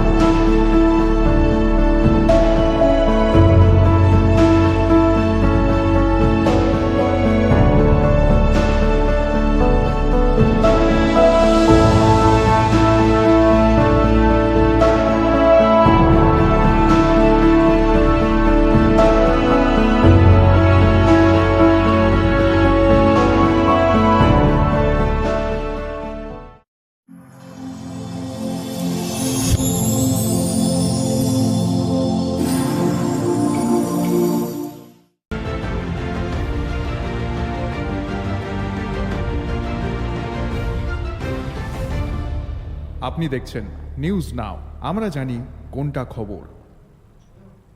নমস্কার। মহারাজগঞ্জ ফাঁড়ি থেকে ঢিলছোড়া দূরত্ব, একেবারে শহরের প্রাণকেন্দ্রে। বাকি না দেওয়ায় এক চা ব্যবসায়ী সুখেন দাসকে প্রকাশ্যে পিটিয়ে খুন করা হয়। এ ঘটনা সামনে আসতেই পূর্ব আগরতলা থানার পুলিশ অভিযুক্ত দীপঙ্কর সরকারকে আটক করে। 4 দিনের পুলিশ রিমান্ড চেয়ে তাকে কোর্টে তোলা হয়। বুধবার পূর্ব আগরতলা থানার পুলিশ জানান, অভিযুক্তের পুলিশি রিমান্ড মঞ্জুর করেছে আদালত। এ বিষয়ে বিস্তারিত জানাতে আমাদের সঙ্গে রয়েছেন আমাদের প্রতিনিধি অরূপ চক্রবর্তী। অরূপ, ঠিক কি জানা যাচ্ছে? শুভেন্দু, দেখো এই যে খুনের ঘটনা, এটা কিন্তু অত্যন্ত মর্মান্তিক, একই সঙ্গে মর্মান্তিক এবং অবশ্যই একটা নৃশংস খুনের ঘটনা।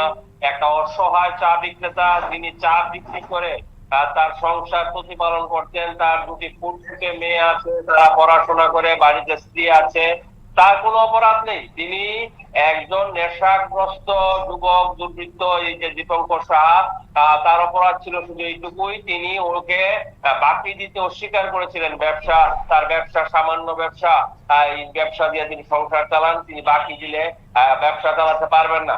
শুধুমাত্র এই অপরাধে প্রকাশ্য দিনের বেলায় তাকে ফাঁড়ি থেকে ঢিলছোড়া দূরত্বের প্রতাপগড় বাজারের মধ্যে ইট দিয়ে মাথায় বেধড়ক ভাবে মারা হয়।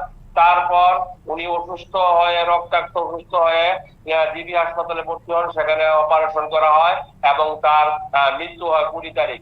এই যে ঘটনা, এই ঘটনা কিন্তু আরেকবার প্রমাণ করেছে রাজধানী নিরাপত্তা কতটা বেআব্রু এবং কতটা দুর্বল। একজন চা বিক্রেতাকে প্রকাশ্য দিনের বেলায় পিটিয়ে মারা হলো, এবং কে মারলো? একজন নেশাগ্রস্ত দুর্বৃত্ত। He is a hooligan, he is a local hooligan, এবং পুলিশ এটা জানতো। তা সত্ত্বেও কিন্তু তার বিরুদ্ধে শুধু একদিন নয়, পরপর দুদিন এই সুখেন দাসকে দীপঙ্কর সরকার আক্রমণ করেছে এবং মেরেছে, কিন্তু পুলিশ কোনো স্টেপ নেয়নি। এই ঘটনা প্রমাণ করেছে যে রাজধানীতে সাধারণ মানুষের নিরাপত্তা কতটা ভঙ্গুর এবং বিপজ্জনক অবস্থায় আছে। একেবারে অরূপ, আমি এখান থেকে একটু আসতে চাইবো, ঠিক কিছুদিন আগেই RMS চৌমুহনীতে আমরা দেখেছিলাম রাত্রবেলা, এই RMS চৌমুহনী কিন্তু একেবারে শহরের প্রাণকেন্দ্রে অবস্থিত, আর এখানেই রাত্রবেলা তেলিয়ামুড়া থেকে আসা এক যুবককে বেধড়ক মারধর করা হয়। কারণ কিছুই নয়, কারণ জানা যায়নি এখনো পর্যন্ত। সেক্ষেত্রে সাধারণ মানুষ শহরে কতটা নিরাপদ অরূপ? হ্যাঁ শুভেন্দু, দেখো একের পর এক ঘটনা কিন্তু ঘটছে। প্রথমে আমরা যদি ধরি যে উষা বাজারে চাঞ্চল্যকর ফিল্মি স্টাইলে ভিকিকে খুন করা হলো। আমরা যতটুকু জানা যাচ্ছে যে আর্থিক বকরা নিয়ে, সেই ক্ষেত্রেও কিন্তু এয়ারপোর্ট থানার ভূমিকা নিয়ে প্রবল ক্ষোভ উগরে দিয়েছিলেন মৃত ভিকির স্ত্রী। তার অভিযোগ ছিল যে বারবার অভিযোগ করার পরেও কিন্তু এয়ারপোর্ট থানা ভিকিকে নিরাপত্তা দিতে ব্যর্থ হয়েছে। তারপর আমরা দেখলাম প্রকাশ্য পশ্চিম থানার নাকের ডগায় তেলিয়ামুড়ার একটা যুবককে বেধড়ক ভাবে মৃত্যুর মতো মারধর করা হলো। গণরাজ্যমুড়িতে আমাদের যে সংবাদ মাধ্যমের সাংবাদিক, সেই সাংবাদিক বাপিরা এর উপর আক্রমণ করলো কিছু বখাটে দুর্বৃত্ত। যদিও পরে তাদেরকে পুলিশ অ্যারেস্ট করেছে, তার মাথাতে আঘাত করে রক্তাক্ত করেছে, তার 3টে সেলাই লেগেছে। তারপর এই সুখেন দাসের মার্ডার, যেখানে একটি চা বিক্রেতাকে প্রকাশ্য দিনের বেলায় পিটিয়ে খুন করা হলো। এখানে মূল প্রশ্নটা হলো, এই যে রাজ্য পুলিশ এত ইনফ্রাস্ট্রাকচার, রাষ্ট্রপ্রাপ্ত পুলিশ যারা নিজেদের সাফল্য নিয়ে বড় বড় ঢাকঢোল বাজিয়ে সাংবাদিক সম্মেলন করে, তাহলে এখানে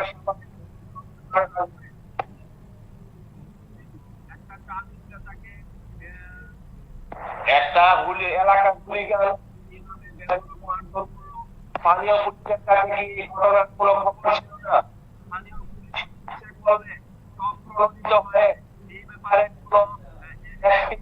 নিতে পারতো না। এখন লোকটা মরে গেছে। এখন এই প্রশ্ন, যে জ্বলন্ত প্রশ্ন, যে সুখেন দাসের পরিবারকে কে দেখবে, কে তাদের ভরণ পোষণ করবে? তার উপার্জনে কিন্তু পরিবারটি চলতো। অত্যন্ত মর্মান্তিক একটি হৃদয় বিদারক ঘটনা। এটা কিন্তু রাজধানী পুলিশের চরম ব্যর্থতার একটা উদাহরণ। একেবারেই অরূপ, এই প্রশাসনের ভূমিকায় কিন্তু প্রশ্ন আসছেই। আপনারা সাধারণ নাগরিক যারা, তারা নিরাপদভাবে কিংবা কতটা নিরাপদভাবে রাস্তায় বেরোতে পারবো? এরকম একের পর এক ঘটনা রাজধানীতে, শহরের একেবারে প্রাণকেন্দ্রে একের পর এক ঘটনা, যেখানে প্রশাসন আমাদের নিরাপত্তা দিতে ব্যর্থ। সেক্ষেত্রে প্রশাসনের বিরুদ্ধে এই অভিযোগ তো আসবেই। আপনারা যাতে নিরাপদভাবে বেরোতে পারি, সেক্ষেত্রে প্রশাসনকে আরো কতটা কার্যকরী হওয়া উচিত ছিল অরূপ? হ্যাঁ শুভেন্দু, দেখো আমাদের রাজ্য প্রশাসন কিন্তু বারবার পুলিশকে, বিভিন্ন পুলিশের যে কনফারেন্স হয় বা পুলিশের যে ইয়ে হয়, সেখানে কিন্তু মুখ্যমন্ত্রী বারবার বলছেন যে আপনারা সোসাইটির জন্য কাজ করুন এবং এমন কিছু কাজ করুন যাতে মানুষ নিরাপদ, নিজেদের সিকিউরিটি করে এবং নিরাপদ ভাবে। এবং কিন্তু রাজ্য প্রশাসনের এই এপিল বা আবেদনের সঙ্গে বা নির্দেশের সঙ্গে রাজ্য পুলিশের তৎপরতার কিন্তু কোনো মিল খুঁজে পাওয়া যাচ্ছে না। এই ধরনের ঘটনা, এই যে নৃশংসভাবে একদম চা বিক্রেতাকে পিটিয়ে খুন করা হলো, তার থেকে বড় ব্যাপার হলো যে এলাকায় মার্ডারটা হয়েছে সেই প্রতাপগড় এরিয়া। সেই প্রতাপগড় এরিয়া নিয়ে কিন্তু বহু মানুষের, যারা শুভবুদ্ধি সম্পন্ন সাধারণ শান্তিপ্রিয় মানুষ, তাদেরও অভিযোগ হলো প্রতাপগড় এরিয়াটি একটি নেশার মুক্তাঞ্চল বা হাব হিসেবে গড়ে উঠেছে দীর্ঘদিন ধরে। সেখানে নানান রকমের নেশার দ্রব্য বিক্রি হচ্ছে। মাফিয়ারা সেখানে জমির দালালি করে, কলা রুচিয়ে ঘুরে বেড়ায়, সাধারণ মানুষকে মারধর করে। কিন্তু এদিকে আছে মহারাজগঞ্জ ফাঁড়ি আর ওইদিকে আছে পূর্ব থানা, তারা কেউই কিন্তু সেরকম অ্যাক্টিভ স্টেপ নেয় না বলেই সাধারণ মানুষের অভিযোগ যে সুখেন দাসের মতো নিরীহ চা বিক্রেতার জীবন অকালে ঝরে যায়। এটা কিন্তু বাস্তব নির্মম সত্য। এখন দেখার বিষয় এই যে জ্বলন্ত প্রশ্নগুলি, এই প্রশ্নগুলিকে সাধারণ প্রশাসন কিভাবে সামাল দেয়, কিভাবে পুলিশকে সত্যিকার অর্থে জনমুখী পুলিশ হিসাবে গড়ে তোলে, যাতে মানুষ শান্তিতে একটু বা নিজেদের পুত্র সন্তান নিয়ে ঘুমাতে পারে। একেবারেই অরূপ, ধন্যবাদ, তুমি সঙ্গে থেকো। ধৃতকে পুলিশি রিমান্ডে নেওয়ার পর পুলিশ কি জানিয়েছেন শোনাবো।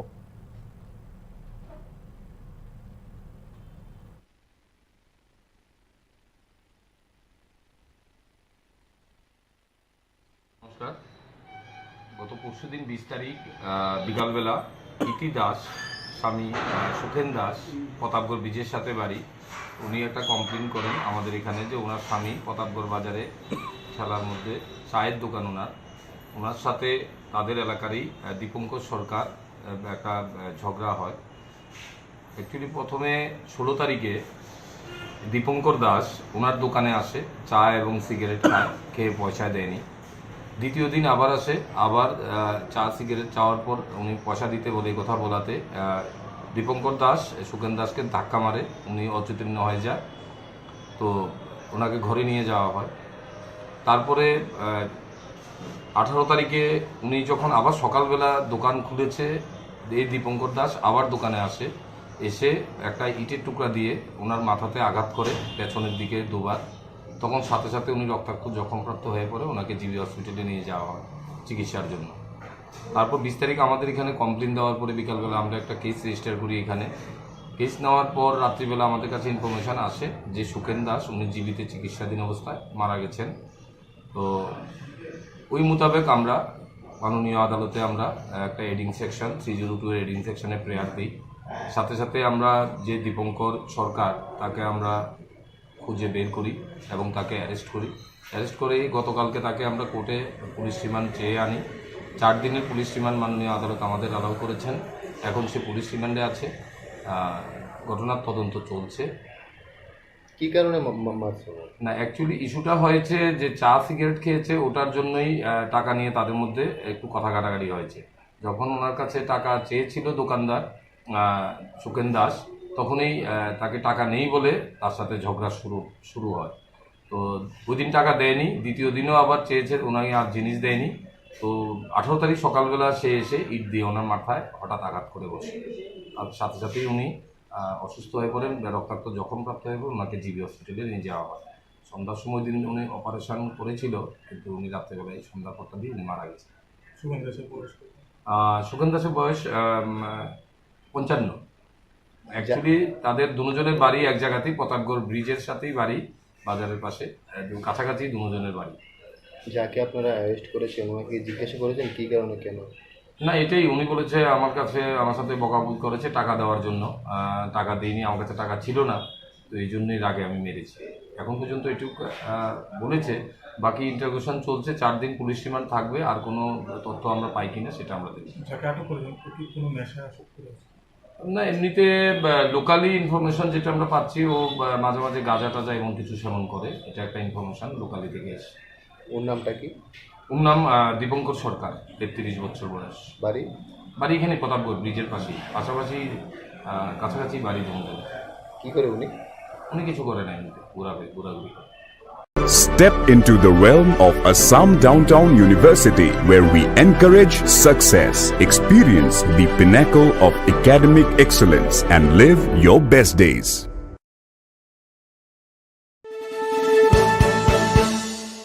আপনি দেখছেন নিউজ নাও, আমরা জানি কোনটা খবর।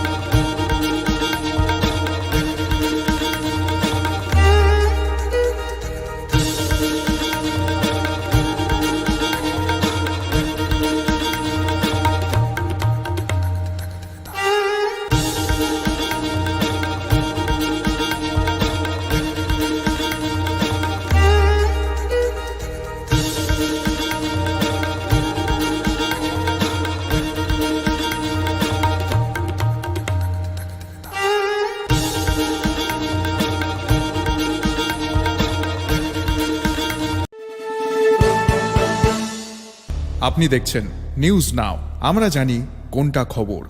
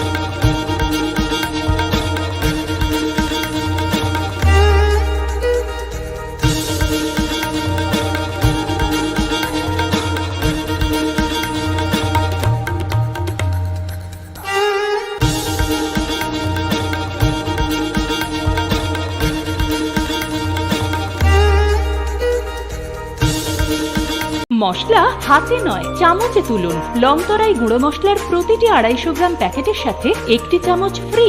লংতরাই গুঁড়ো মশলা, রান্নায় তোমাকে চাই। আপনি দেখছেন নিউজ নাও, আমরা জানি কোনটা খবর।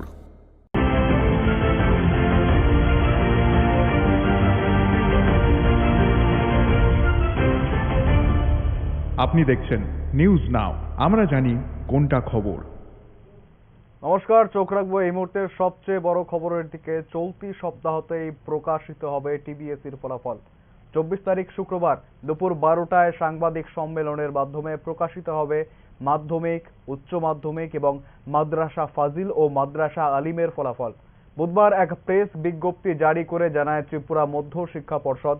শুক্রবার দুপুর 12:30 থেকে ফলাফলগুলি পাওয়া যাবে www.tbsc.tripura.gov.in, www.tbresults.tripura.gov.in, www.tripurainfo.com, www.jagaranjosh.com, www.results.shiksha, www.indianexpress.com প্রভৃতি ওয়েবসাইটে। আবারও জানাবো, চলতি সপ্তাহেই প্রকাশিত হবে টিবিএসসির ফলাফল।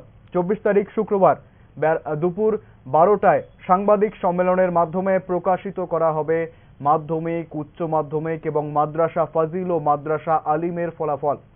বুধবার এক প্রেস বিজ্ঞপ্তি জারি করে জানায় ত্রিপুরা মধ্য শিক্ষা পর্ষদ, শুক্রবার দুপুর 12:30 থেকে ফলাফলগুলি পাওয়া যাবে বিভিন্ন ওয়েবসাইটে। তার মধ্যে রয়েছে www.tvsc.tripura.gov.in, www.tbresults.tripura.gov.in, www.tripurainfo.com, www.jagaranjosh.com, www.results.shiksha, www.indianexpress.com প্রভৃতি ওয়েবসাইটে রেজাল্টসগুলি পাওয়া যাবে।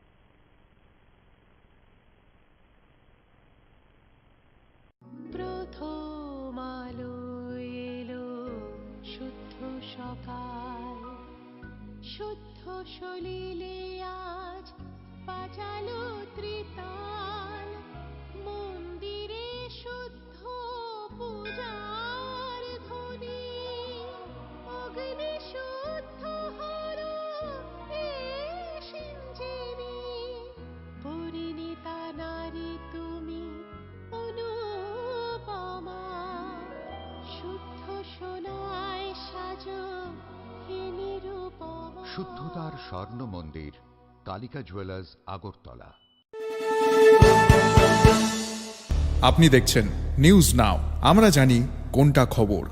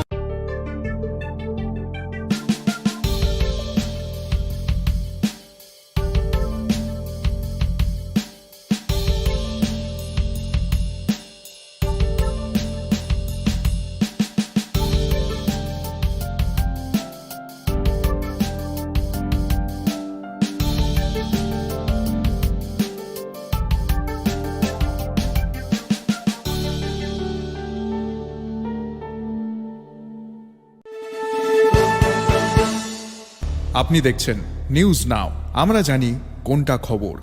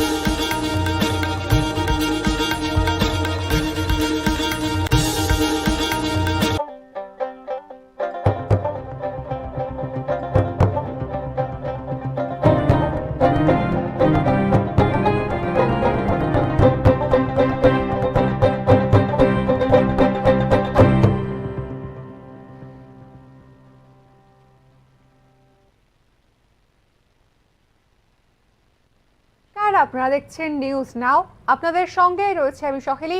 শুরু করছি রাত 10টার সংবাদ। তবে প্রথমেই চোখ রাখবো সংবাদ শিরোনামে।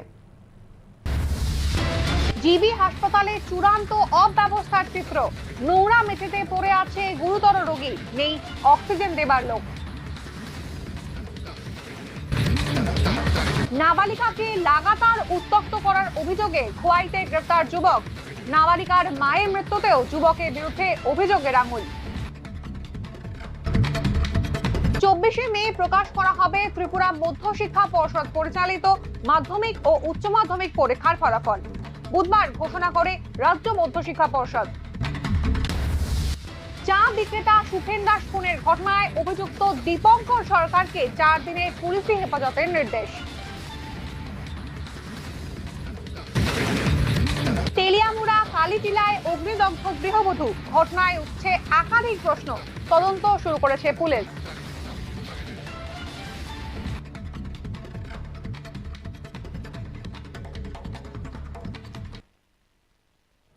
চলে আসছি বিস্তারিত সংবাদে।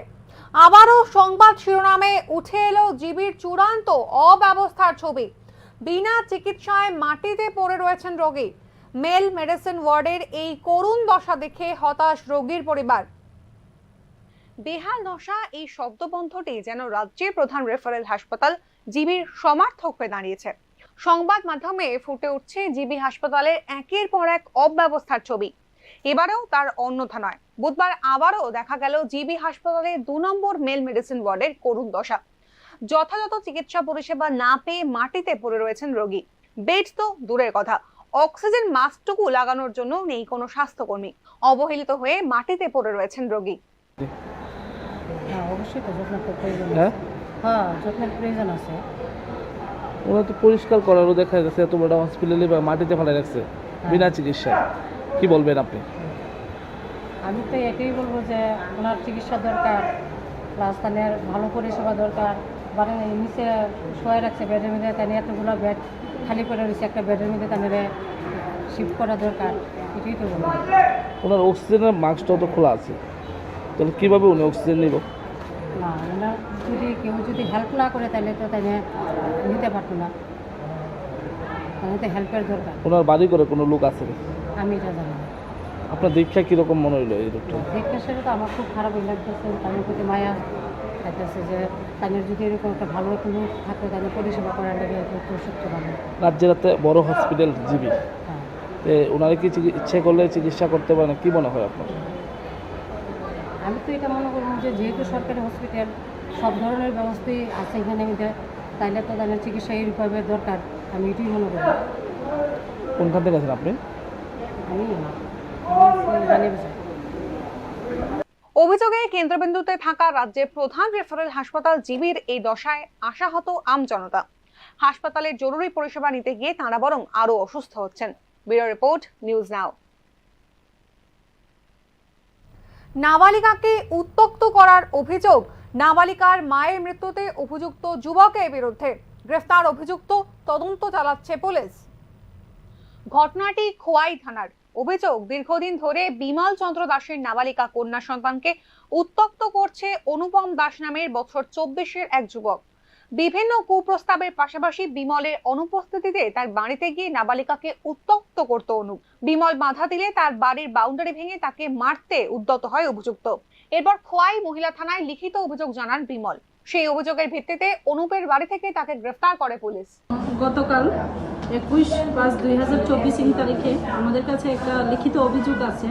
অভিযোগটা বাতাপুরা পূর্ব রামচন্দ্রঘাট থেকে। অভিযোগটা ছিল যে বিগত 31/1/24 তারিখে একটা মহিলা মানে আত্মহত্যা করে মারা যান। তো তারপরে ওনার হাজব্যান্ড আমাদের কাছে কালকে কমপ্লেনটা দিয়েছেন যে ওনার মানে উৎপীড়ন এবং উচ্ছৃঙ্খলতার কারণে ওনার স্ত্রী মারা গেছেন এবং ওনার স্ত্রী মারা যাওয়ার পর থেকে নাকি ওই যে লোকটা তাই নিয়ে ওনার মেয়ে আছে 13 ইয়ার্সের, ওই মেয়েকে কুনজরে দেখে এবং বিভিন্ন সময় কুপ্রস্তাব দেয়, কথা বলে, এই ধরনের মানে অভিযোগ করে। তারপরে গত 20 তারিখ নাকি লোকটা বাড়িতে ছিলেন, তখনই আবার নাকি ফ্রেন্ড একিউজড আবার ওদের বাড়িতে যায়।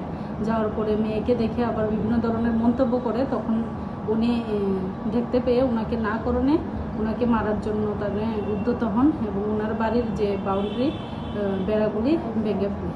এই অভিযোগ মূলে আমরা একটা কেস রেজিস্টার করি বাইট Khowai women PS case number 2017 under section 306, 447, 354A, 506, 34 IPC এবং 12 of Protection of Children from Sexual Offences Act 2012 এবং on the basis of complain আমরা যে একিউজড পারসন অনুপ দাসকে অ্যারেস্ট করি এবং আজকে কোর্টে ফরওয়ার্ড করা হয়েছে।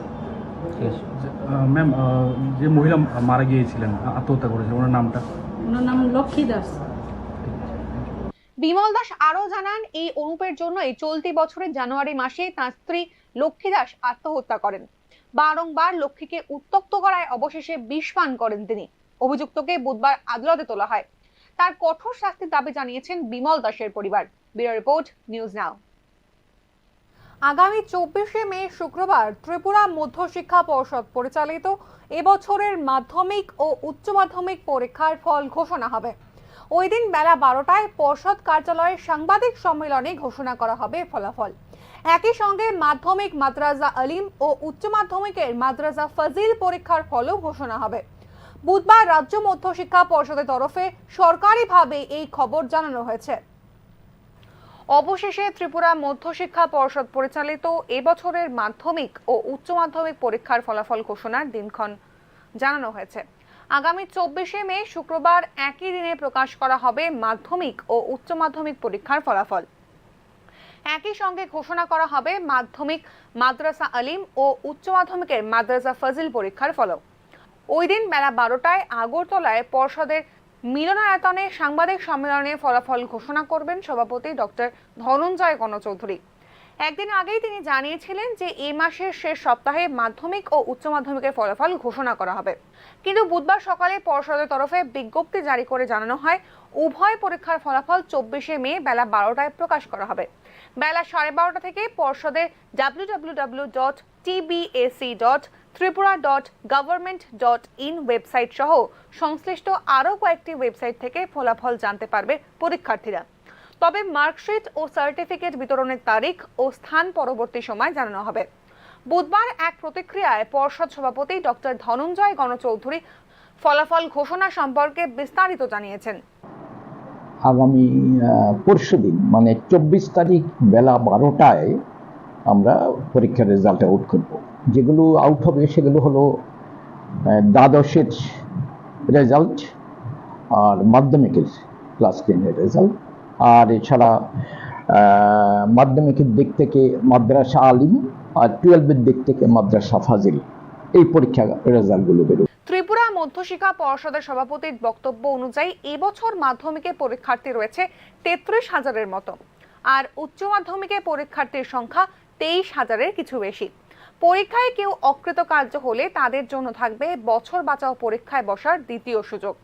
এক্ষেত্রে সংশ্লিষ্ট ছাত্রছাত্রীরা পর্ষদের বিজ্ঞপ্তি অনুসারে 15 দিনের মধ্যে নির্দিষ্ট ফর্ম পূরণ করে বছর বাঁচাও পরীক্ষায় বসার সুযোগ নিতে পারবে।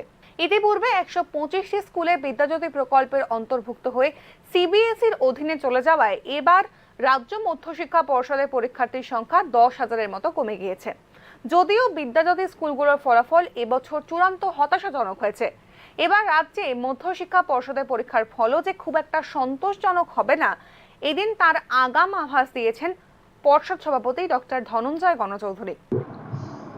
পরীক্ষার সময়তে একটা বিষয় আমি একটু বলতে চাই, সেটা হলো আমাদের ত্রিপুরায় অনেকগুলো স্কুল যেটা ওই বিদ্যাজ্যোতি প্রকল্পে চলে যাওয়াতে স্কুলের প্রথম সারির যে বিদ্যালয় সেগুলো বিদ্যাজ্যোতি প্রকল্পে গেছে।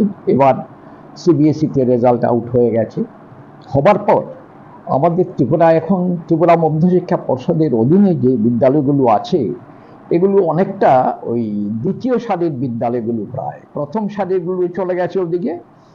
তো এদিক থেকে আমাদের রেজাল্ট যতটুকু ভালো হবে আশা করেছিলাম। রাজ্যে বিদ্যাজ্যোতি স্কুলগুলোর শোচনীয় ফলাফলের পর এবার ত্রিপুরা মধ্যশিক্ষা পর্ষদ পরিচালিত মাধ্যমিক ও উচ্চ মাধ্যমিক পরীক্ষার ফলাফল কি হয়, এখন সেদিকেই নজর ছাত্রছাত্রী সহ অভিভাবকদের। ব্যুরো রিপোর্ট, নিউজ নাও। সামান্য কয়েক টাকা বাকি দিতে অস্বীকার করায় দিনের আলোয় ইট দিয়ে হত্যা করা হয়েছিল চা বিক্রেতা সুখেন দাসকে। প্রতাপগড়ের এই নৃশংস খুনের ঘটনায় অভিযুক্তকে পুলিশি হেফাজতের নির্দেশ দিল আদালত।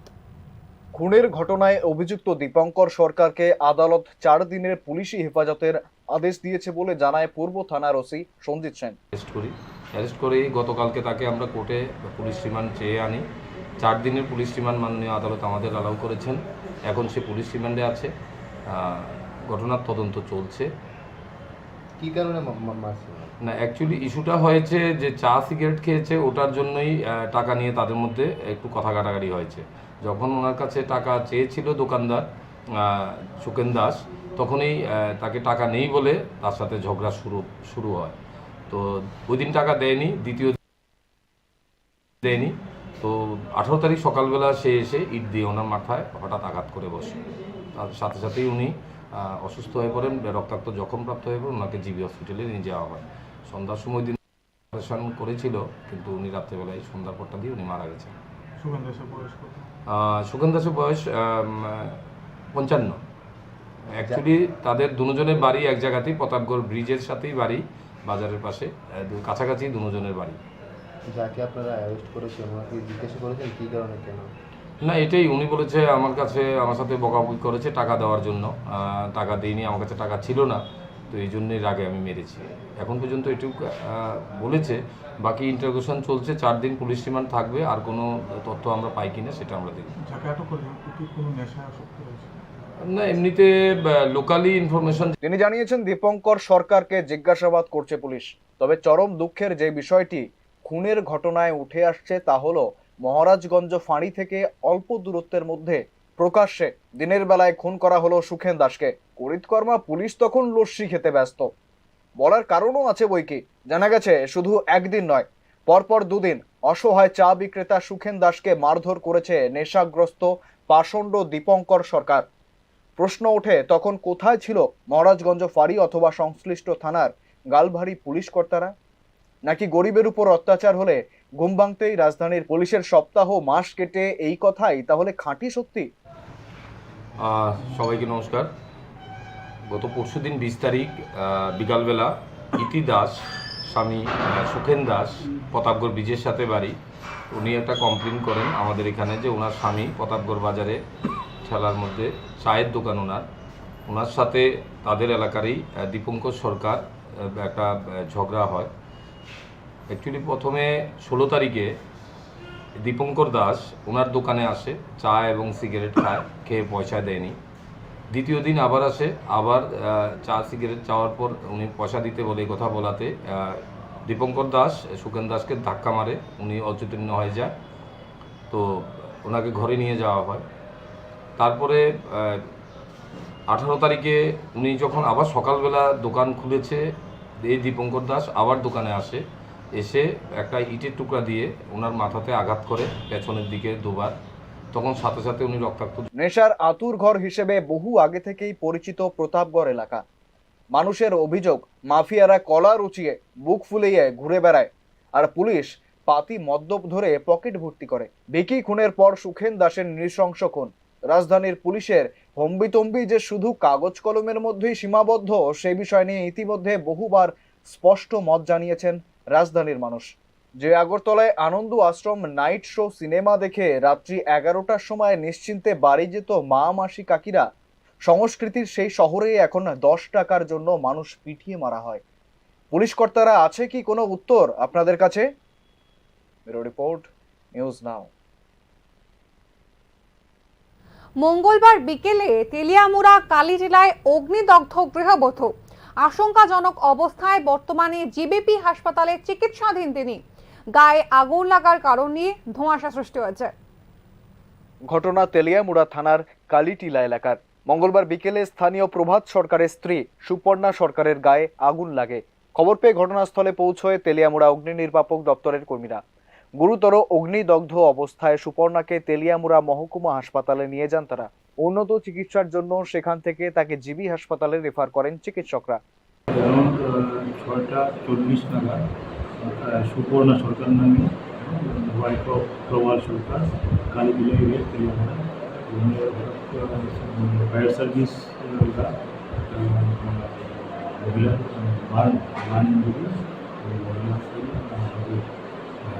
ইমার্জেন্সি ডিপার্টমেন্টের ইমার্জেন্সি ব্লকে নিয়ে আসা হয়। তো ফায়ার সার্ভিসটা নিয়ে এসে কম্বিনেট বাই হাজবেন্ড কিছু আশেপাশে তাদের সঙ্গে কথা বলে বোঝা গেল যে মহিলা হঠাৎ করে রান্নাঘর থেকে চিৎকার করে বেরিয়ে আসে তারপরে এখানে আসার পরে আমি দেখলাম প্রায় এখন গলার নিচ থেকে বডির থেকে পুরো বডিটা 60% মোর দেন 60% ভাগ। তো আমরা প্রাথমিকভাবে চিকিৎসা করে কিছু লাইফ সাপোর্ট দিয়ে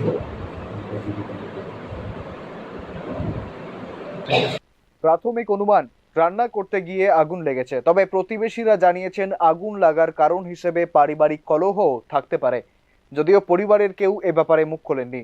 ব্যুরো রিপোর্ট, নিউজ নাও। হাসপাতালের ভিতরে দুই পক্ষের সংঘর্ষ, আহত এক কর্মী, সাময়িকভাবে বন্ধ স্বাস্থ্য পরিষেবা। সাংবাদিকদের সামনে অভিযোগের ডালি সাজিয়ে রাখলেন আক্রান্ত।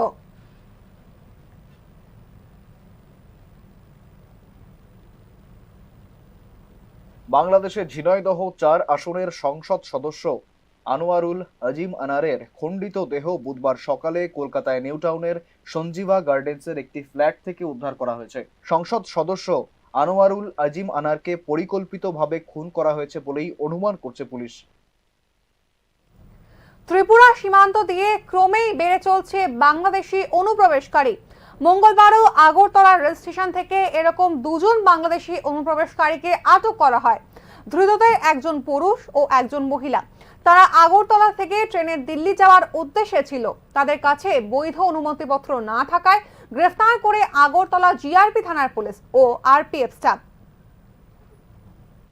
বাংলাদেশি অনুপ্রবেশকারী আগরতলা রেল স্টেশনকে রীতিমতো করিডোর হিসেবে ব্যবহার করার চেষ্টা করছে ভারতের অন্যান্য রাজ্যে যাওয়ার জন্য। গত 1 সপ্তাহের মধ্যে এরকম বেশ কয়েকটি ঘটনা প্রকাশ্যে এসেছে। প্রশ্ন উঠছে, কোন রকম বৈধ অনুমতিপত্র বা পাসপোর্ট ছাড়া তারা কিভাবে আন্তর্জাতিক সীমানা অতিক্রম করে ত্রিপুরায় আসছে? একই সঙ্গে এই প্রশ্নটা উঠছে যে এভাবে অবৈধ উপায়ে গণহারে ভারতে আসার কারণই বাকি। এর পেছনে কি ভারতে সিএএ কার্যকরের হাতছানি রয়েছে? একটা মহলে উঠছে এই প্রশ্ন। গত 1 সপ্তাহে শুধুমাত্র আগরতলা রেল স্টেশনে এরকম বেশ কয়েকটি ঘটনা ঘটেছে। মঙ্গলবারও আটক করা হয় অবৈধ উপায়ে ভারতে আসা এক পুরুষ ও এক মহিলাকে। এ ব্যাপারে বুধবার আগরতলা সরকারি রেল থানার ওসি তাপস দাস জানান, রেল স্টেশনের রুটিন চেক আপ করছিল আগরতলা জিআরপি থানার পুলিশ ও আরপিএফ স্টাফ। তখনই ওই দুজনকে দেখে সন্দেহ হয়। জিজ্ঞাসাবাদ করলে তারা প্রথমটায় বলেন ভারতীয়, কিন্তু কোনো পরিচয়পত্র দেখাতে পারেননি। শেষে স্বীকার করেন তারা যে তারা বাংলাদেশ থেকে এসেছেন। ট্রেনে করে দিল্লি যাওয়ার জন্যই তাদের আগরতলায় আসা। আমরা গতকালকে আগরতলা জিআরপি থানা এবং আরপিএফ থানার অফিসার স্টাফ মিলে আমরা আমাদের যে আগরতলা রেল স্টেশন আছে প্রত্যেকটা প্ল্যাটফর্ম নাম্বার 2 নাম্বার 3 নাম্বার এখানে যাত্রীরা যাতায়াত করে স্টেশন রেলে, তো আমরা সব জায়গাতে চেকিং করছিলাম।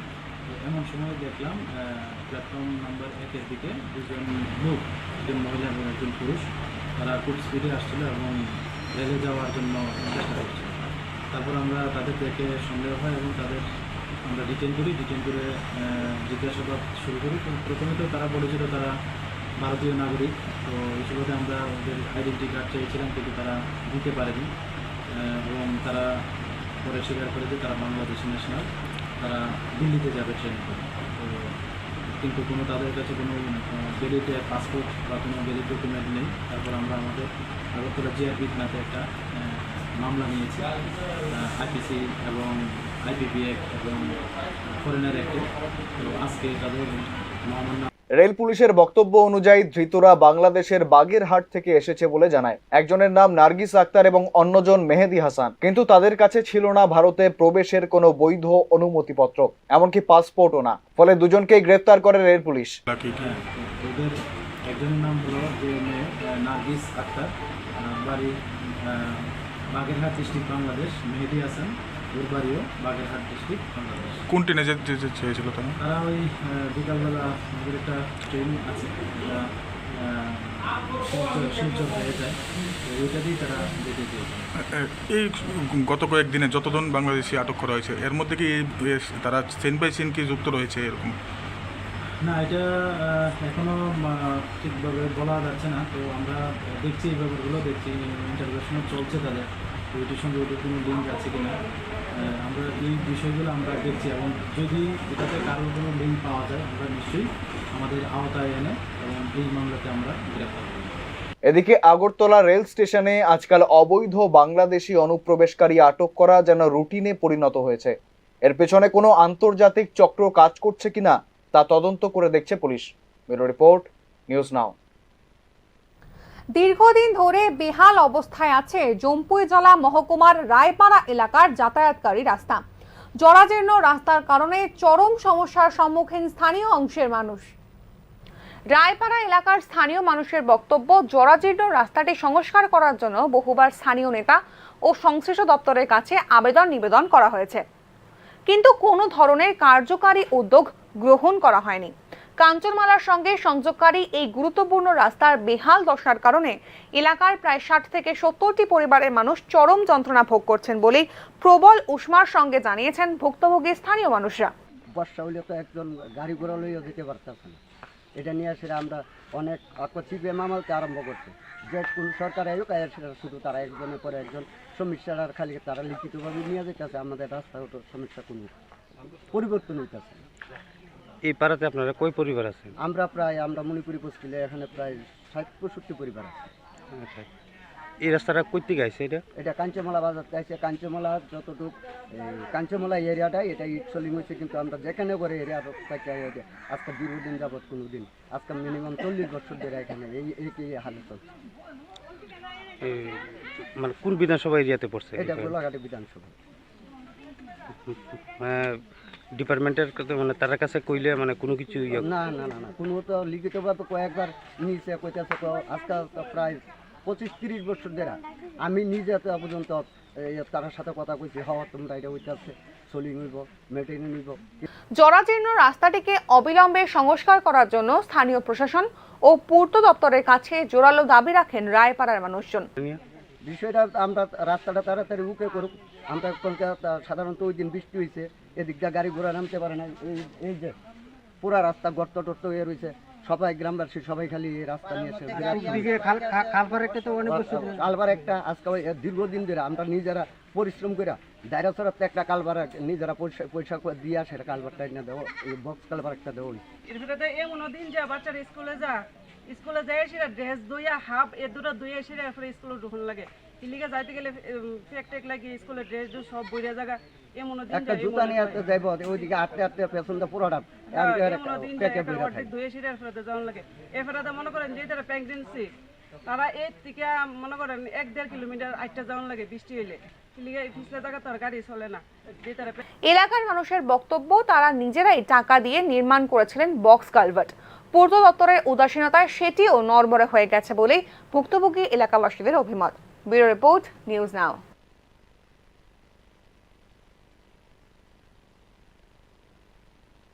পোহালি 2568তম বুদ্ধ জয়ন্তী।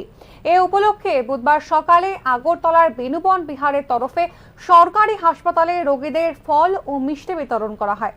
মন্দির চত্বরে বিকেলে হয় পেইন্টিং প্রতিযোগিতা। বৃহস্পতিবার বুদ্ধ মন্দিরে রাজ্যপাল ইন্দ্রসেনা রেড্ডি নাল্লু উপস্থিত থাকবেন বলে জানানো হয়েছে। আগামীকাল বুদ্ধ জয়ন্তী, বুদ্ধ পূর্ণিমা। এই বুদ্ধ পূর্ণিমা উপলক্ষে আজকে আমরা এখানে এসেছি ক্যান্সার হসপিটাল আগরতলা।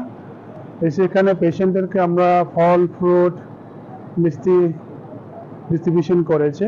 আর আমরা প্রার্থনা করেছি ওরা সবাই তাড়াতাড়ি সুস্থ হওয়ার জন্য। এই উপলক্ষে আমরা আজকে এখানে এসেছি। আজকে এখানে ফ্রুটস ডিস্ট্রিবিউশন করেছে। আগামীকাল আমাদের বেনুবন বুদ্ধ বিহারে বুদ্ধ জয়ন্তী পালন করা হবে। আমাদের অতিথি নিয়ে নিচ্ছি ছোট্ট একটা বিরতি, সঙ্গে থাকুন। আপনি দেখছেন নিউজ নাও, আমরা জানি কোনটা খবর।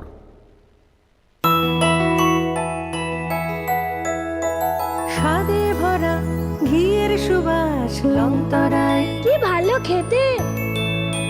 শুদ্ধ ঘিয়ের আবেশ ভরা লংতরায়, অপূর্ব সুগন্ধ, পুষ্টি ভরা ঘিয়ের খাবার, গাওয়া ঘি প্রিয় সবার লংতরা। কি বলে বিশুদ্ধ ঘি। বিশুদ্ধ ঘি নাম মনে রেখো লংতরায়। লংতরাই ঘি রোজ খাবারে তোমাকে চাই। লংতরায়, লংতরায়, লংতরায়। শোনো শোনো ভোজন রসিক, শোনো মন দিয়া, ঝাঁঝের স্বাদে রান্না করো লংতরাই দিয়া। ইলিশ সর্ষে পোস্ত বাটা যেমন ইচ্ছে নাও, মালাই চিংড়ি মাংস কষা চেটে পুটে খাও। আহা চেটে পুটে খাও, আহা চেটে পুটে খাও। লংতরাই কাচ্চি ঘানির সর্ষে তেলে টেস্ট, যে খাবে সেই বলবে লংতরাই বেশ। লংতরাই সর্ষের তেল, ঝাঁঝে স্বাদে তোমাকে চাই। আহা লংতরাই বেশ, আহা লংতরাই বেশ। তুমি আছো রান্নাঘরে, তাই সুগন্ধে ভরে, যা খুশি তেমনই খাই, তোমার জাদুর রান্নায় থাকে শুধু লংতরাই, থাকে শুধু লংতরাই। কত কেজি রান্না হয়, মনটাই করছো জয়।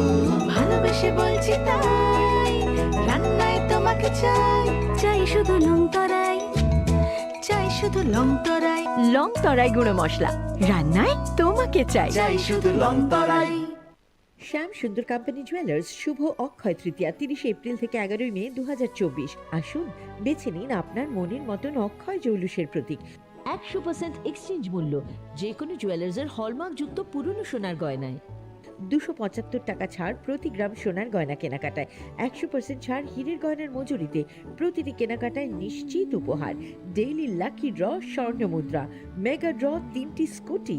পাশাপাশি আছে সোনায় সোহাগা গয়না কেনার বিশেষ ডিসকাউন্ট স্কিম, জিএসআই আইজিআই পরীক্ষিত গ্রহরত্ন, রূপোর মুদ্রা ও রূপোর সামগ্রী। একেবারে সহজ সাধ্য দামে চোখ ধাঁধানো হীরের গয়নার সম্ভার। শ্যাম সুন্দর কোম্পানি জুয়েলার্স শুভ অক্ষয় তৃতীয়া 30 এপ্রিল থেকে 11 মে 2024। সবার সাদর আমন্ত্রণ। শ্যাম সুন্দর কোম্পানি জুয়েলার্স, কামান চৌমুহনী, ইউকো ব্যাংকের বিপরীতে, আগরতলা। আমরা প্রতিদিনই খোলা আছি। Step into the realm of Assam Downtown University, where we encourage success, experience the pinnacle of academic excellence, and live your best days. মশলা হাতে নয় চামচে তুলুন। লংতরাই গুঁড়ো মশলার প্রতিটি 250 গ্রাম প্যাকেটের সাথে 1টি চামচ ফ্রি। লংতরাই গুঁড়ো মশলা, রান্নায় তোমাকে চাই।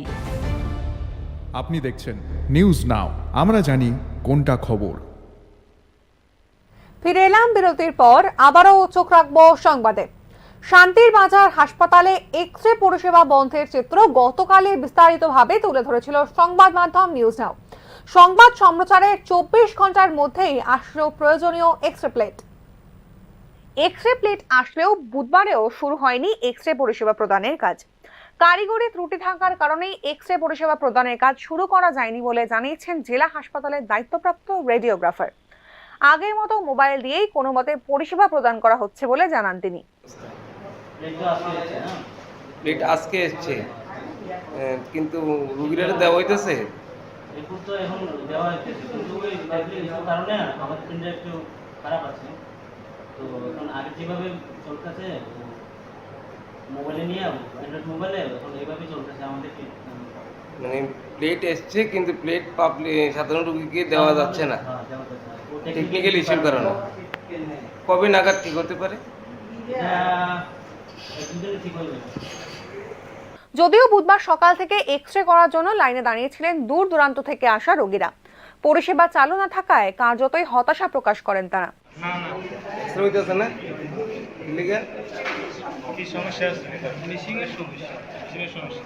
মেশিনের সমস্যা, এতদিন তো প্লেট ছিল না। প্লেট আছে না, ওখানে কাজ করতেছেন তারা।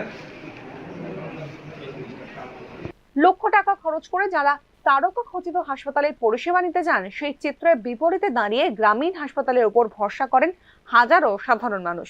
তাই বলা যায়, যত তাড়াতাড়ি শান্তির বাজার হাসপাতালে এক্স-রে পরিষেবা চালু হবে, ততই দ্রুত সুস্থ হবেন রোগীরা, এবং তাই হলো একটি আদর্শ হাসপাতালের আদর্শ চিত্র। ব্যুরো রিপোর্ট, নিউজ নাও। রাজ্য শিক্ষা ব্যবস্থার নয়া চিত্র। গরমের ছুটির মাঝেও ছাত্রছাত্রীদের শিক্ষার বুনিয়াদ শক্ত করতে ক্লাস করাচ্ছেন শিক্ষকরা। ঘটনা আনন্দনগর দ্বাদশ শ্রেণী বিদ্যালয়। ইতিমধ্যেই বিদ্যাজ্যোতি স্কুলগুলির ফলাফল প্রকাশের পর এক প্রকার ঢিডি পড়ে গেছে রাজ্যে। বুধবার পর্ষদ সভাপতি ধনঞ্জয় গণচৌধুরী ঘোষণা দিয়েছেন, এবারের মাধ্যমিক ও উচ্চ মাধ্যমিকের ফলাফলও আশাদায়ক হয়নি। এর মাঝেই রাজ্যে শিক্ষা ব্যবস্থার এক অন্য চিত্র ধরা পড়ল আনন্দনগর দ্বাদশ শ্রেণী বিদ্যালয়ে। সরকারি স্কুলগুলিতে ইতিমধ্যেই চলছে গরমের ছুটি, তবে এই ছুটিকে কোনোভাবেই নষ্ট করতে চান না এই স্কুলের শিক্ষকরা। সরকারি নিয়মানুসারে অষ্টম শ্রেণী পর্যন্ত নেই পাশ ফেল, এক প্রকার পড়াশোনার চরম অবস্থা বলাই বাহুল্য।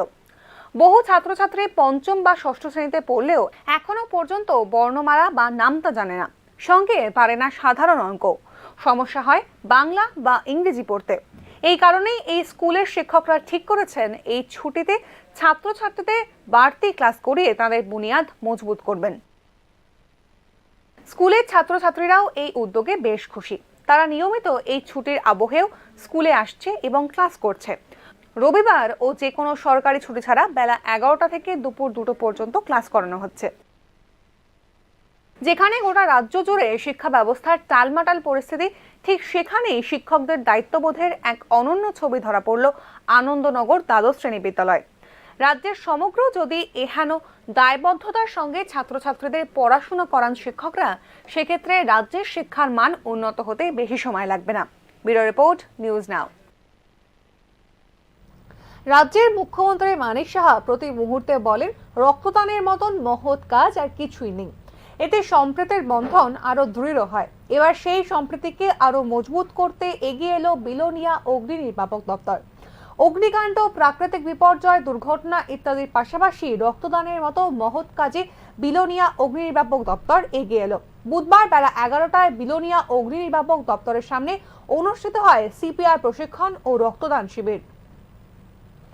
मेरे पास फायर डिपार्टमेंट से इन्विटेशन आया कि हम लोग एक ब्लड डोनेशन कैंप कर रहे हैं, तो मैंने इनको सबसे पहले ये बोला था कि मैं पर्सनली कंफर्म आऊँगा और मैं खुद ब्लड डोनेट करूँगा। ठीक है, तो मेरा आने का मेन यही है कि आप लोगों के साथ मैं ब्लड डोनेट करता हूँ, तो मैं ज़्यादा डिस्कशन नहीं करूँगा। मेरा फोकस आज उसी पे है कि मैं ब्लड डोनेट करूँ। तो आप लोग जो भी आए हैं और जो भी लोग ब्लड डोनेट कर रहे हैं। সংসদ সদস্য আনোয়ারুল আজিমের মৃত্যুতে হাসিনার শোক প্রকাশ। সংসদ সদস্যকে পরিকল্পিতভাবে খুন করা হয়েছে বলে জানিয়েছেন বাংলাদেশের স্বরাষ্ট্রমন্ত্রী। বাংলাদেশের সংসদ সদস্য আনোয়ারুল আজিম আনারের মৃত্যুতে শোক জানিয়েছেন বাংলাদেশের প্রধানমন্ত্রী শেখ হাসিনা। বুধবার এক শোক বার্তায় এমপির মৃত্যুতে গভীর শোক ও দুঃখ প্রকাশ করেন তিনি। পরিকল্পিতভাবে সংসদ সদস্য আনোয়ারুল আজিমকে খুন করা হয়েছে বলে জানিয়েছেন বাংলাদেশের স্বরাষ্ট্রমন্ত্রী আসাদুজ্জামান খান কামাল। তিনি বলেন, কারা কারা খুন করেছে তা জানতে বাংলাদেশ ও ভারতের পুলিশ কাজ করছে। বুধবার নিজের বাড়িতে এক প্রেস ব্রিফিংয়ে এসব তথ্য জানান মন্ত্রী। এই ঘটনায় এখনো পর্যন্ত 3 জনকে আটক করা হয়েছে বলেও জানান মন্ত্রী। তিনি বলেন, আটক 3 জন বাংলাদেশের পুলিশের কাছে আছে। তাদের জিজ্ঞাসাবাদ করা হচ্ছে। খুনের সঙ্গে ভারতের কেউ জড়িত নন। বাংলাদেশিরা খুন করেছে, সেহেতু বাংলাদেশের সঙ্গে ভারতের সম্পর্ক খারাপ হওয়ার কোনো কারণ নেই। ভারত আমাদের যথেষ্ট কোঅপারেশন করেছে। অত্যন্ত দুঃখজনক, মর্মান্তিক, অনভিপ্রেত। এবং কলকাতা পুলিশ যে ফ্ল্যাটে তাকে হত্যা করা হয়েছে বলে ধারণা করা হচ্ছে সেখানে ঢুকেছিল, কোনো লাশ সেখানে পায়নি। তবে হত্যাকাণ্ডের তাকে এবং কয়েকজনকে গ্রেপ্তার করা হয়েছে, ডিবি গ্রেপ্তার করেছে এবং কলকাতা পুলিশও 2 জনকে গ্রেপ্তার করেছে। তদন্ত চলছে কিভাবে এই হত্যাকাণ্ড ঘটানো হয়েছে। তো এরই বিস্তারিত আসলে স্বরাষ্ট্র মন্ত্রণালয় বলবে। আমরা আমাদের মিশনের মাধ্যমে খোঁজ রাখছি এবং মিশন কলকাতা পুলিশের সাথে নিয়মিত যোগাযোগ রাখছে। আমাদের হ্যান্ড থেকে স্বরাষ্ট্র মন্ত্রণালয়ের মাধ্যমেও যোগাযোগ রাখা হয়েছে। তো সুতরাং বিষয়টি তদন্তাধীন, এর চেয়ে বেশি কিছু আমি বলতে পারি। দেখুন, বিষয়টা তদন্তাধীন, এখনো কোনো লাশ তো পাওয়া যায়নি।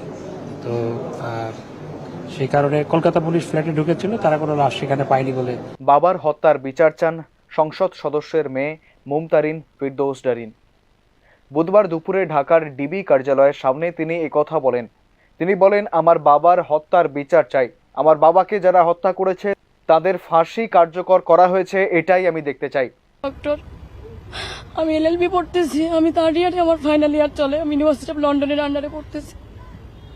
আমি নিজেই আসছি, তারা আমাকে খুব সহযোগিতা করছে। তারা আমাকে খুব আন্তরিকতার সাথে দেখছে বলে আমি খুব তাড়াতাড়ি খুব ইনফরমেশন পেয়ে গেছি। আমি আপনাদের কাছে সহযোগিতা কামনা করছি যে আপনারা আমার বাবার হত্যার বিচার চাই। আমি আপনারা এই বিষয়ে আমার সহযোগিতা করবেন, আপনারা নিউজ করবেন, আপনারা জানাবেন, আপনারা সারা বাংলাদেশ সহ সারা ওয়ার্ল্ডের সব জায়গায় আপনারা আলোড়ন সৃষ্টি করে দেন যেন আমার বাবার হত্যার আমি বিচার পাই। কারা করেছে, কেন করেছে, এর সুষ্ঠু তদন্ত চাই এবং আমি এর শেষ পর্যন্ত দেখতে চাই যে তারা কেন করেছে, কি জন্য করেছে। আমি বিচার চাই, আমি দেখতে চাই। এই ঘটনায় প্রাথমিকভাবে যে অভিযোগ উঠেছে, বাংলাদেশের সঙ্গে ভারতের সম্পর্ক খারাপ করার জন্যই মূলত এই খুন। তবে খুনিদের হদিশ খুব শীঘ্রই মিলবে বলে জানিয়েছেন বাংলাদেশের রাষ্ট্রপতি। ঢাকা থেকে মনির হোসেনের রিপোর্ট, নিউজ নাও। পারিবারিক ঝগড়াকে কেন্দ্র করে স্ত্রীর দায়ের কোপে রক্তাক্ত স্বামী। চাঞ্চল্যকর ঘটনা সিধাই মোহনপুরের বড় কাঁঠাল এলাকায়। পারিবারিক হিংসা থামার কোনো লক্ষণই নেই রাজ্যে। কোনোখানে স্বামীর হাতে নিহত হচ্ছেন স্ত্রী, তো কোথাও আবার স্ত্রীর আঘাতে আহত হচ্ছেন স্বামী। বুধবার এমনই এক ঘটনা সিধাই মোহনপুরের বড় কাঁঠাল এলাকায়। আবারও স্ত্রীর দায়ের কোপে রক্তাক্ত ও গুরুতর আহত স্বামী। আহত স্বামীর নাম সমেন্দ্র দেববর্মা। বর্তমানে আহত অবস্থায় জিবি হাসপাতালে ভর্তি রয়েছেন তিনি। তার পরিবার পরিজনদের বক্তব্য, আচমকাই পারিবারিক ঝামেলাকে কেন্দ্র করে সমেন্দ্র দেববর্মাকে দা দিয়ে কোপ দেন তার স্ত্রী, যার ফলে বুকে এবং মাথায় গুরুতর আঘাত পান 26 বছরের সমেন্দ্র। কে মারছে? মানে হেড হাজবেন্ড বলে মারছে, হেড বউ আর কি। বউ মারছে? কি দিয়ে মারছে? কি দিয়ে মারছে এটা আমি দেখছি না। মানে যে হেড ছোট মেয়ে কয় আর ছোট আর কি 5 বছরের মতো দাঁড়িয়ে কাছে বলে, এটা আমি জানি না। দাও। হ্যাঁ। কয়টা কূপ দিছে? একটা দাগ দেখছিলাম আমি, মারতে দেখছি না আর কি। কি নাম ওনার?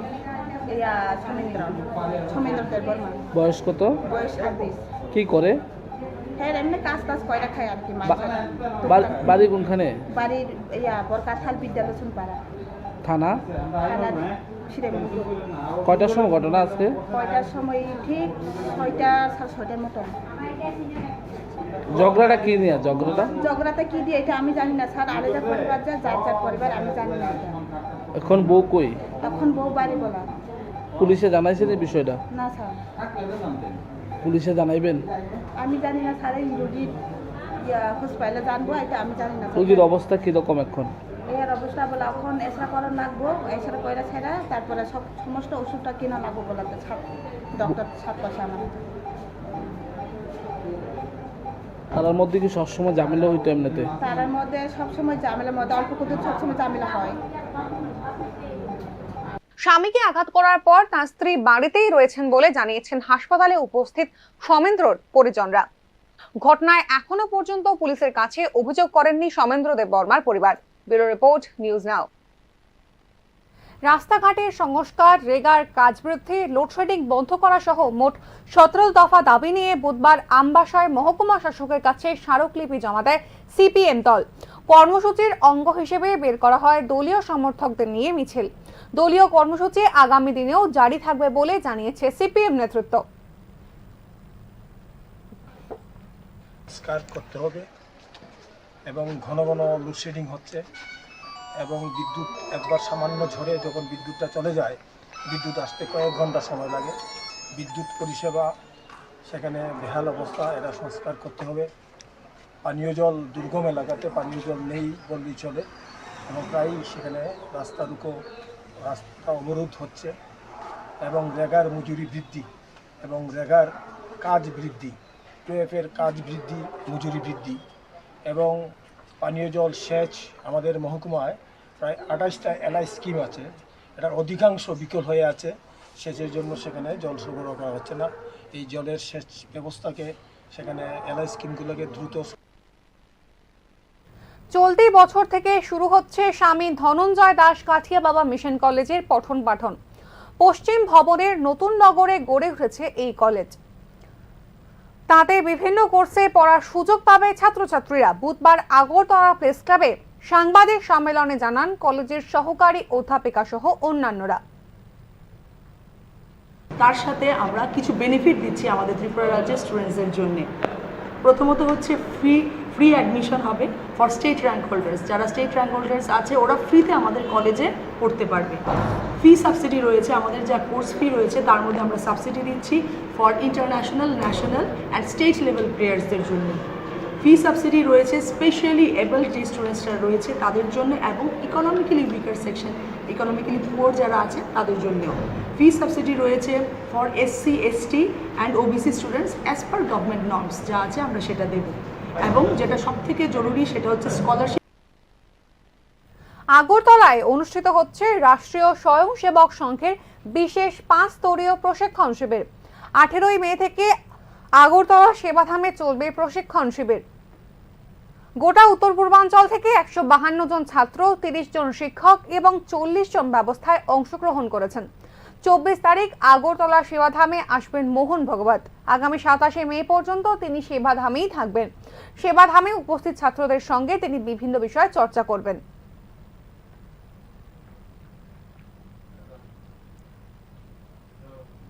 আজকের মতো সংবাদ এই পর্যন্তই। পরবর্তী আপডেটস পেতে চোখ রাখুন নিউজ নামের পর্দায়। নমস্কার।